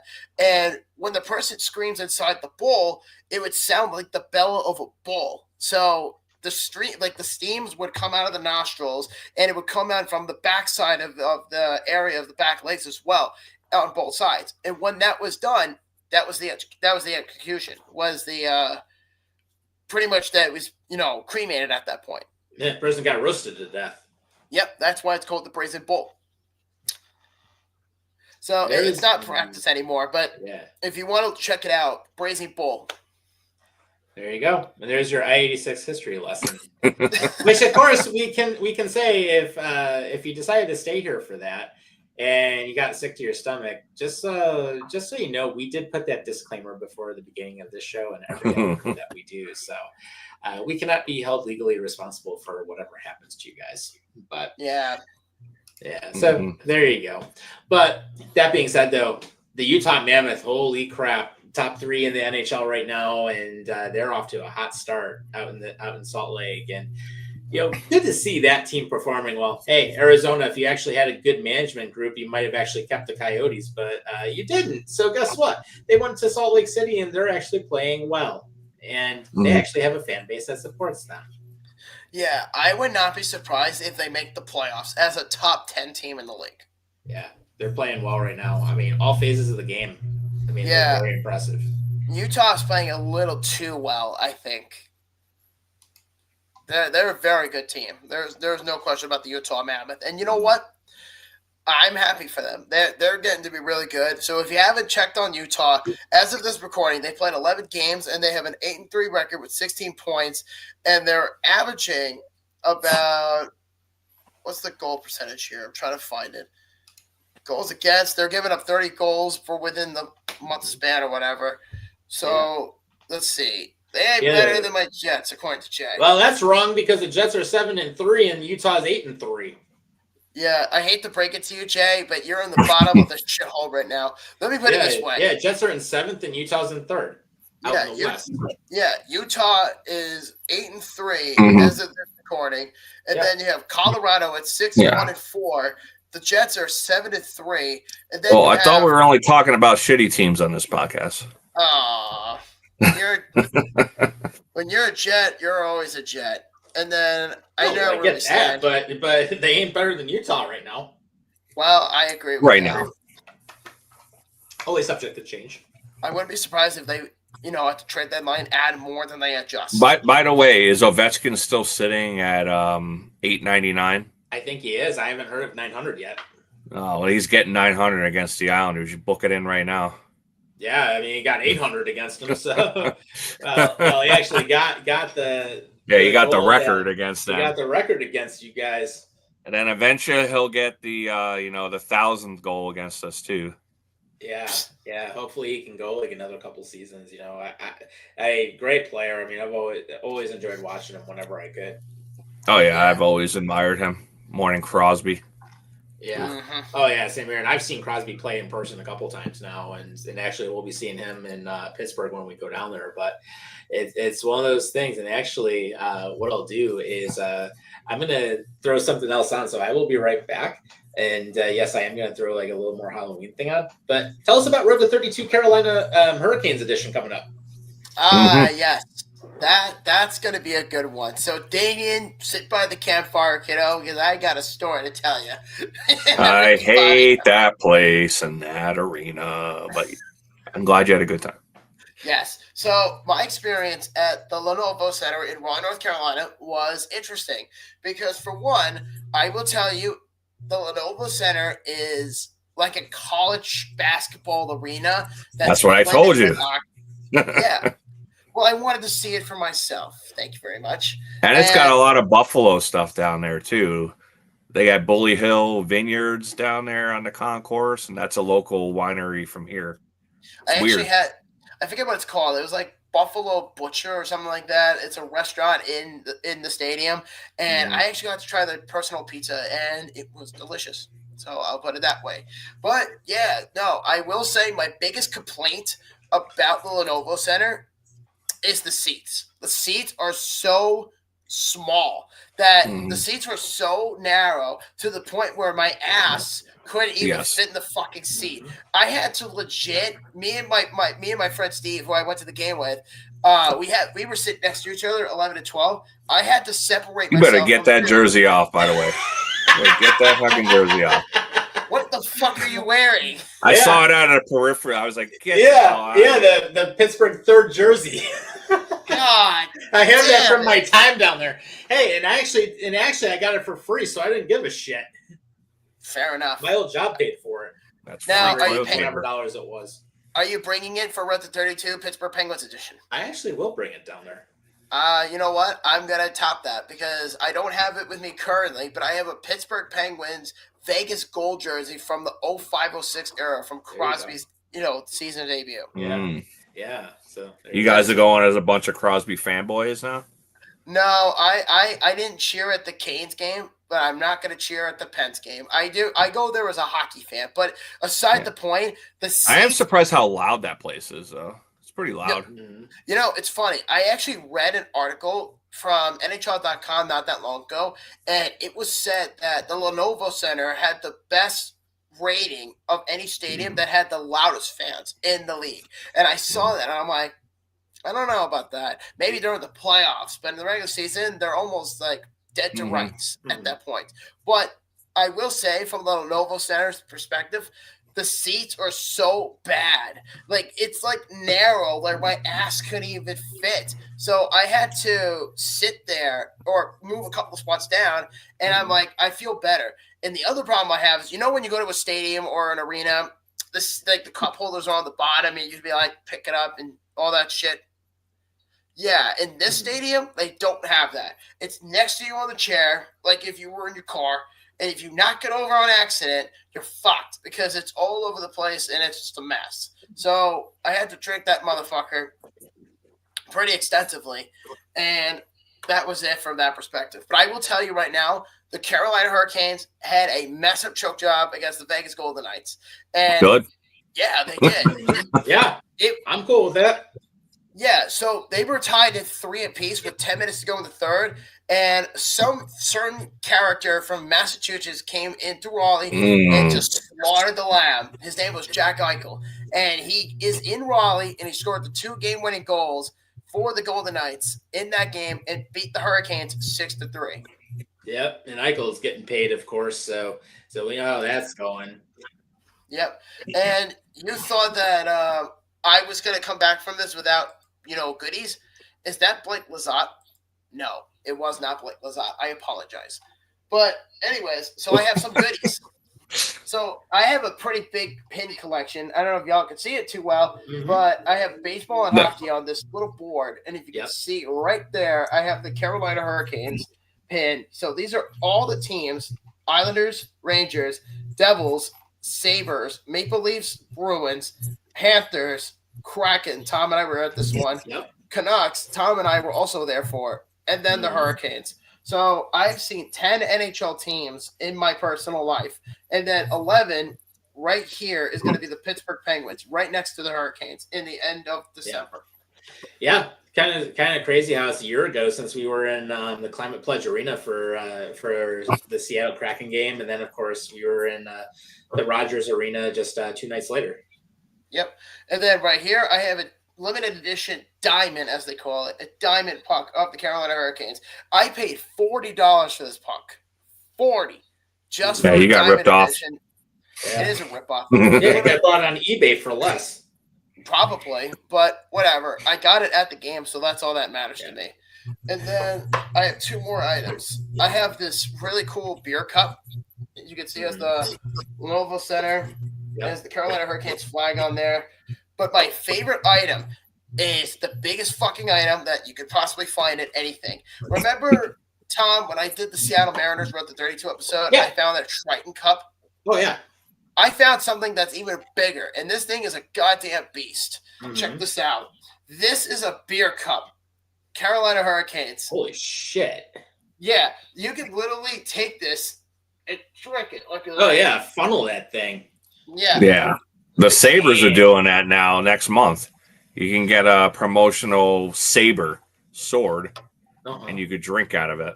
Yeah, but this bad boy was $10, and the Hurricanes were nice enough to not fill this up with anything. And I got it just as it was, clean as a brand new Lexus. And this thing is a goddamn beast. This thing is bigger than the fucking Triton. And you know what? Let me go get it real quick. I'll be right back. So how much beer? How much beer does that hold? Was that at least a 40? Perhaps, maybe 60. I have no idea. But it starts pour all one the way out for down the here, homies. and it works all the way up. Let me go get the Triton. Yeah. It reminds me of the old days when I had my very first job in high school at a convenience store, and we'd be selling 40s all the time. Oh, yeah. That of course, you're like, oh, yeah, make sure it's in the brown paper bag so we don't see it. Okay. You want to really go old school, the 40 of Old English. Damn. This is the Triton Cup. I got it at the Seattle Mariners game. So I got that, and then compare that to this. This is longer than the Triton Cup. This thing's a goddamn beast. Your wife must really love you with all this garbage laying around the house. She appreciates what I do. But that thing's thing's a fucking beast. Yeah. Once that baby comes, nobody else spent 40 on a puck. Believe me, Joey, I am she's right about that. You get it now. Well, here's what I'm going to tell you. No trip for at least a year. Well, I'll say this. My wife and I, we've already came to the agreement. We're not traveling to any games next season. We're going to wait until my son is 18 months. And we've already said the first game we're going to do for Road 32 is going to be the Dallas Cowboys. And that's supposed to happen in 2027. So when my son is 18 months and has a little bit of an understanding of what's going on, then he'll be joining the show with us. But for the next year and a half, it's going to be focused on my son. So that's why I have that douchebag in the Penguins jersey coming with me for the Steelers game. There you go. Yeah. So I got to say, what seats were worse? The Lenovo Center for the Carolina Hurricanes or the Vancouver Canucks in the Rogers Arena? Because we sat in the upper deck at that place. I will say between the two, between the Rogers Arena and Lenovo Center, that's a tough question. I'm going to say I'm going to say Lenovo, mainly because I forced myself to relocate my ass from the original seat I sat in, and I had to move 3 rows down just to be comfortable. The Rogers Arena seats were okay, but they were cushioned. The seats at the Lenovo Center were plastic. That was a big factor for me. Yeah, that means your ass is hurting afterwards. That's like sometimes in the KeyBank Center, you're sitting there too long. It's like, oh Jesus! But yeah, I will tell you that thing was uncomfortable as shit. But I will say, for those of you curious out there, there will be a Road to 32 episode on that game. Same with the Carolina Panthers. Give me at least a week or two, and that episode will come out, and everyone can see it. And speaking of everyone can see it, before I forget to whatever. The interview with Craig Ramsey should be coming out around 12 a.m. tonight on YouTube if you want to check that out. And it should be on Spotify around the same time as well. So, yeah, with that being said, I'm going to continue the story. Yeah. So, I did have a photo to share from our meetup on Saturday, too, that I uploaded. Okay. There you go. There it is. So there was my meetup group, Islanders meetup group here in Buffalo at Buffalo Old Brewery. We ended up getting almost 15 people, I think. They're not all quite in the picture. Some people don't like pictures. So, but it was good to see everybody again. I was glad everybody came out. And, we're getting stuff ready for this month. And we just made an announcement the other day that we're going to Rochester to see the Rochester Americans and Bridgeport Islanders on Friday, November 21st. So if there's any people out there listening, we do have a block of tickets, and they're only $20 a piece. So pretty cheap. Yeah, that is cheap. Yeah, and I will say, anyone who's never been to Blue Cross Arena in Rochester, nice arena for the AHL. I've been there before, and good sight lines in there. You have Dinosaur Barbecue right across the street if you want something after the game. I know they always hook people up, so definitely take the ride out there if you want, and support Dame here and his group, and and it's all good. Have some fun out there. And Rochester's only an hour away from Buffalo. Yeah, for sure. But I think we should get into baseball, and then we actually do have a few questions about Halloween because this is a Halloween special. So we figure we'd do that for everybody. Yes. But if you guys want to answer the questions, or feel free to comment, come out along, hang out with us, and tell us what you guys think what we're gonna do for Halloween. So let's get to the World Series. Yeah, the Blue Jays tie it up 2-2, 2 games apiece. So it's been interesting because basically Blue Jays open up the series. They win the first game in convincing fashion at home in Toronto. Then, of course, Blue Jays end up dropping the second game. Then, of course, game 3 was one of the longest games ever because that game was – I fell asleep watching that game. And I think I fell asleep towards the 9th or something like that. I wake up and it's the 15th inning. Then I stay out and watch inning 16. I pass out again. I wake up. I'm like, holy shit, it's the 17th inning. And then Freddie Freeman gets the solo shot in the 18th to finally end the game. So then, of course, what happens with game 4 last night, they actually moved it back an hour so everyone could get some sleep. And Toronto ends up taking it in LA. So they've won. So both teams have won a game apiece in each venue. And Joe Marie says in 2018, Brad Paisley sang the anthem, and it was an 18-inning game, and he sang it again the other night for another 18-inning game. That's actually an interesting fact. I totally didn't even think It's about insane. that. Yeah. And Blue Jays are winning now 3-1 in Game 5. Okay, that's good. Yeah, let's go Jays, baby. Yeah, Jays are not going down quietly, and it's good to see. But how about the fact that with the pitching in that 18-inning game, I think they went through like 19 altogether, if you count both teams. Well, the Dodgers had like nobody left in their bullpen at that point, and neither did the Blue Jays. Right. Back in my day, that would have been one pitcher going all 18. Right. Nolan Ryan, complete game. Yeah. But I will say, I was going to say is that I was watching that game for a little bit, and I went to bed at 1:30 because the following day I had to get up the next day for my drive to go to Charlotte. So I was like, fuck this. I am going to bed. And I found out the following morning that it ended at 18 innings with the Dodgers winning it. And I'm like, finally, somebody won a damn game. Yeah.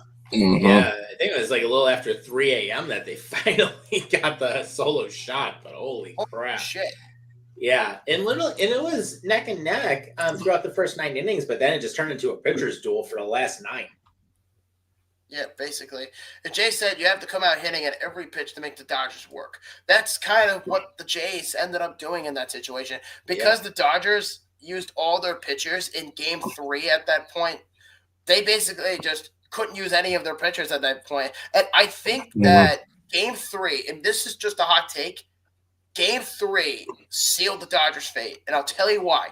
Because all that energy from that game drained them. Because they're in LA right now for Game 5. And if the Jays walk away with 2 wins in Los Angeles and win 1 game before Halloween or November 1st, they're going to win the World Series NTO. So, and I predicted the Jays to win the series at 6, and it's a very real possibility now. Mm-hmm. Yeah, I said 7, but we'll get there. Yeah, and think about it this way: the MLB season this year started in Toronto. It may end in Toronto. Yeah, I was actually at the Mets home opener this year in April against the Jays, which is ironic enough. You know what I mean? It's ironic enough that I was in Toronto, not in Toronto, but I saw the Blue Jays in New York within the last couple of years, and I saw them in Seattle in May. But this was before the Jays got really hot. That's that point. Yeah, Vladimir Guerrero Jr. ends up opening it up the other night, and basically there you go. Helps them go to the win. So it's been an interesting series to say the least, and I like that the Jays are hanging in there with the Dodgers because, of course, the Dodgers have a lot of firepower. You got Ohtani, and Ohtani had a good night last night on the mound. I mean, he was pitching pretty well, so you got to always worry about him. And Lawrence actually says, plus Toronto is not pitching to Ohtani, which is smart, just intentionally walking him. Well, yeah, I mean, he's the new Barry Bonds. You know, you can't pitch to him at all, apparently. Yeah, I mean, he can crush it 450 easy. So, and he's already done that. We've seen it. Absolutely. Oh, my very first Major League Baseball game with you a few years ago when we were at Citi Field, he ended up breaking the new ribbon board. I remember he blacked out a panel on it. When he played for the Angels. Yeah. I knew there was a reason I hated him. but no, and Snell's already got 83 pitches in on the night. So, and basically we're going to have a changeup, and that's an out. So basically right now, Toronto's got 1 out right now in the inning. So that's where we're at. But no, good to see him hanging in there, though. I mean, I'm glad to see it. And they're not getting walked all over like what happened last year with the Dodgers. Yeah, for sure. So I think with that being said, good luck to both teams in the World Series. If the Jays win it by Friday or Saturday, kudos to them. And a huge congrats, and we'll give the props next week if they win. So with that being said, because this is a Halloween special, I figured let's get into the Halloween spirit and do a little trivia with you guys. What do you guys say for Halloween? Oh, trivia. Okay. Absolutely. So for those of you who are watching us live, thank you so much for joining us. And if you guys want to hang along with us and join us on this little trivia thing, be my guest. So here we go. So this is a question to all 3 of us. The first one is, what's your favorite movie or Halloween special in general to watch during Halloween? Who you throwing it to first? It's up to you, whoever answers first. Well, I'd have to say my favorite horror movie of all time has to be The Shining. Ooh. The Shining. Close second would be the original Halloween, John Carpenter's original Halloween. Oh, you can't top that. That's a good one. That is a good one. Yeah, The Shining. If you have never seen that movie, holy shit! That scared me as a kid when I watched it as a kid. Yeah. I was terrified. Yeah. Those creepy little girls. Yeah. Jay said The Crow, and then Jolene said, "I'm lame, but I love Hocus Pocus for the love the Halloween movies for horror." Boo. Yeah. I'll throw another one out there. There's always Friday the 13th. Yes. Oh yeah. Yes. But I actually have a really obscure one for my favorite horror movie, but it's kind of a blend of comedy as well. My favorite horror movie is actually An American Werewolf in London. I love that movie. There's no question about it. Don't tell me neither one of you saw that. No, I've seen it. I was like, that's just one that's off the beaten path. Yeah, that is definitely not what I would have thought. Well, not many people do, but at the end, it's still a classic in my opinion. But I will say, I'm also going to give another nomination to The Thing. That's another good movie. Mm-hmm. That's another good one. John Carpenter's The Thing. That movie has some great special effects. Mm-hmm. And we got another comment. Jolene said, "Children of the Corn." No, because the head kid was named Damien, and I wasn't, and I hated that. You're lucky your last name's not Thorn. Yeah. I mean, another one I could even throw out there. There's Hellraiser, and then there's Evil Dead 2. Evil Dead 2. That's an interesting one. Mm-hmm. But I was going to say, what was a favorite tradition growing up for you guys? Even now. I mean, as a kid, just trick-or-treating. I mean, that's one of the things I always did when I was younger. And I remember the very last year I ever did it as I dressed up as some Mexican cowboy or something crazy, where I had the freaking sombrero and this weird ass jacket type thing and a freaking whip. And then I have to have pictures of that. Then you're getting canceled tomorrow. That's cultural appropriation. Absolutely. So, what kind of tradition do you have, Damien? We didn't really have too much tradition for Halloween. I wasn't really into Halloween that much, only because my younger brother, it was his birthday. So it was always his birthday. So was my brother's. Yeah. Really? My brother was born on... So my brother Ryan, it was his birthday all the time. Yeah, it's fun. We haven't really done any traditions except for recently. I pass out candy. We have a fire outside. Pass out the candy, and then we head over to Buffalo Old Brewery for the Halloween costume contest. And then we usually end up at Pubsky Pub by my house, and we just play shit music from the jukebox and drink the night away. Yeah. There you go. Yeah, I was going to say for me, as far as traditions go, I have two. The first one I do is when I was a kid is when I was in elementary school, my teacher would say to me, "All right, class, dress up in your Halloween costumes, no masks because we want to see your face." And I used to dress up like Sully from Monsters, Inc. And we used to do this thing called the Wax Museum. And what it was is that all the kids in my grade would get up on the table in the cafeteria, and we would give out a scary pose. And there would be Halloween music, sound effects from the 80s or whatever, 90s. And the kids with the teachers, of course, would walk around the cafeteria, and it's 10 minutes. And next thing you know, you're walking in, and all the kids are just staring at you within their Halloween costumes. And they would sit there for maybe an hour, 2 hours, whatever it was. But the grades would shift. So it was kind of funny. And the one that I still do to this day is, I got my wife into this, was when she was a kid, she used to never carve pumpkins. So she used to just paint them straightforward. And when she started dating me, I introduced her to carving. And we have a little thing where we grab a big pumpkin every year and we cut off the top and she scrapes out all the gunk, and she just takes all the pumpkin seeds and separates them from the gunk, and she roasts them with pepper and salt, which are delicious and healthy for you if you haven't tried it. And we would have a Halloween movie being played in the background, and the movie that would be chosen was either Sleepy Hollow with Johnny Depp or Lady in White. And that was like my mom's favorite horror movie for Halloween when I was a kid. So that's like one thing I would always cherish in my heart. And Jolene said, I miss trick-or-treating with our son. He's 15 now and so over Halloween. And she also said, Larry and I are throwing on some costumes and grabbing an Uber and living it up to this year. There you go. Yeah, enjoy your night. Just be safe. And, hey, if your son ever wants to watch the show and comment, by all means, feel free. It's all good. Just keep in mind we got that disclaimer first. So we're uncensored, obviously, as you know. Yep. Favorite candy? Reese's. Yeah, Reese's are always good. Snickers are always good. Yeah. Skittles I like a Kit Kat or a Twix, too. Ooh, those are good. Oh, Milky Way. Milky Way, yeah. Twix are awesome. Actually, Almond Joy is special mention. Yeah. Honorable mention. Oh, Caramello is actually a place. There's actually a store on the Indian Reservation only about 5 minutes from my house, and it's one of the few places I can still find those. I'm like, oh, those are so good. Oh, yeah, definitely. Yeah. Jay said Reese's. Jolene said Reese's. And she also said Milky Way's is number 2. Yeah, Milky Way's good. One of the ones I've always enjoyed.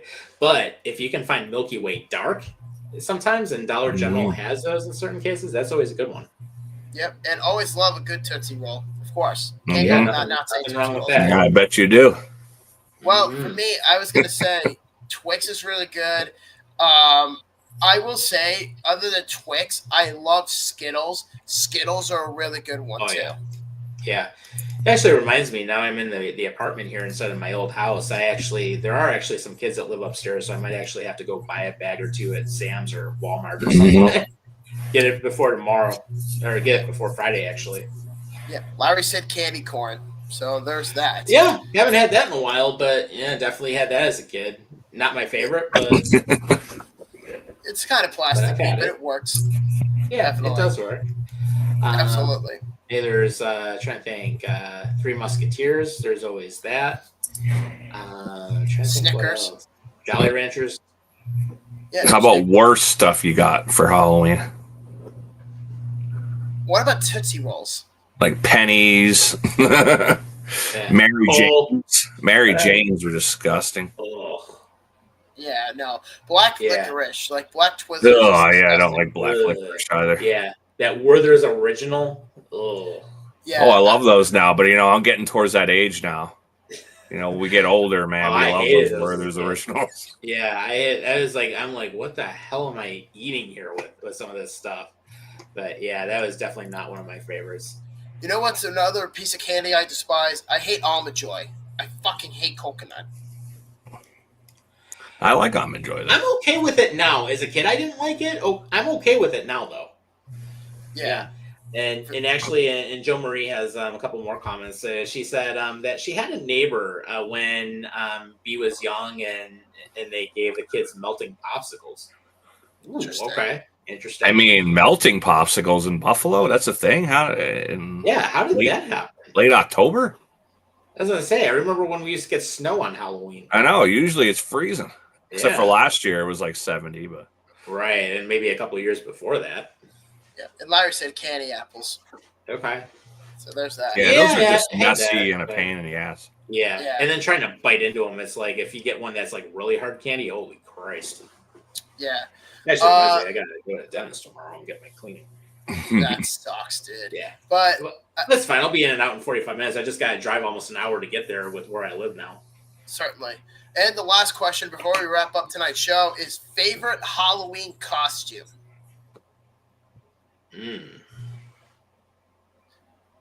That's a good question because there's so many costumes. I was a California raisin the one year. That's how old I am. Was the Mexican cowboy the one year? No. Yeah. 1 year, my wife and I did, what's her face? Little Red Riding Hood and a werewolf. When like 10 years ago. We went to a Halloween party. Those were always good. Mhm. I was also Spawn one year when I was like 12 or 13. And then, let's see. Jay said I was a ninja one year. Congratulations. And then And then Just Joe 1 year Marie. though. Yeah, and Joe Marie, teenage years when she and her friends were the Spice Girls. Okay, yeah, I remember when they first came out. that's a good one. I mentioned earlier that I had a Sully Monsters Inc. costume when I was a kid. So Mhm. it was just a big, gigantic, like, fluff costume from head to toe. It wasn't a mask, but you could see my face. And it Mhm. was just Sully's body from the movie Monsters Inc. So that was I think always it's something. amazing, like the costumes that people come out with. Just when you go to these parties, it's like, wow, like Yeah. how'd you even make that? Yeah. Oh you know God. what's Yeah, and I will say, Joe Marie, thanks. You just got that Spice Girls song, "If You Want to Be My Lover," stuck in my head. If you want I to wanna be be my lover. Lover. But well, I was gonna say something else and I lost my train. Oh, I remember. No, it's funny you say that, Damien, because a lot of kids are starting to get better and better and better with their creativity with Mhm. cosplays every year, and I see a lot of them at the Javits Center in New York, and every October at Comic-Con or in the big one in San Diego, they go crazy with costumes. And it's like they put in so much time and effort and money into these Oh, costumes. I know, and it's like, crazy. yeah, no, they're getting better. I mean, when I was a kid, I went as Spider-Man the 1 year, and it was like just like a plastic suit. Yeah. It looked like a dominatrix with a plastic mask. Yeah. I gotta say, when I was a kid, I remember 1 year Bugs Bunny, 1 year I was Darth Vader. I was Darth Vader also 1 year. Yeah. That was Yeah, when I like was not. Revenge of the Sith came out. Mhm. That was always a favorite. Was Darth Vader. I had the full on like functioning like mask from the movie where you put it on and it had the voice changer Mhm. effect. I had that. It was the greatest Mhm. thing ever. Yeah. I remember seeing someone do R2D2 once, but yep. Great impression. Yeah. Thank Great you. impression. Yeah. It was right on there. Oh man. Now do the Wookiee. Yep. That's pretty good too. I can't do that. Yeah. Yeah. Although, but I will say, unrelated though, you would have loved dinner by my house tonight because I took you to Steakstone one of the times you were up here, and that place, man, good sushi tonight. Really now?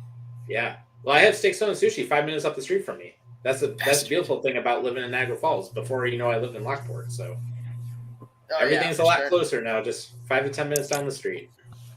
Definitely. Yeah, that sushi hit the spot tonight, though. Very happy with them. Yeah, and I will say, and if anyone does need last-minute costume suggestions, my friend's business, Pop Party, of course, they have 3 locations, Amherst, Lockport, and Orchard Park. Support local business. They have a lot of good costumes available, and if you join the loyalty program, get $5 off on your purchase for a costume. So definitely support them. They're open, and they do great stuff. Plus, you indirectly support me because it's one of my side projects. So I build their stuff for them. So without a Nice. doubt. But yeah, So- give them a shout though. I mean, they're a good place. Yep. And Jolene said to us, "Have a fun and safe Halloween, guys. Great show." Yes. Oh, we Thank will. you. We appreciate it, and yes, same to you guys as well. So, See you out there on the prowl. Yes, Yeah. you will. So yeah. So thinking about it, hey, we went 2 hours tonight. It's a special episode. You guys have anything else you want to throw in before we go ahead and wrap it up? yeah, I do, and that is, I just want to let everybody know who's been sticking around with us. Thank you so much for hanging out with us tonight. It is truly an honor. We can't thank you guys enough. But most importantly, if you have plans on Halloween this year, please be safe and have fun. Happy Halloween, and we'll see you in 2026 for Halloween next year, and we'll see you in next week for November. Yeah, and of course, with everything, if you're gonna go get blazed or whatever, just use one of the ride sharing services or something.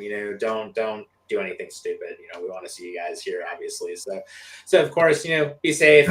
And Jay says, great show, guys. Happy Halloween. Yep, we appreciate it as well. And then, of course, keep it to the channel tonight. We're going to have the Ramsey interview coming up late tonight or overnight.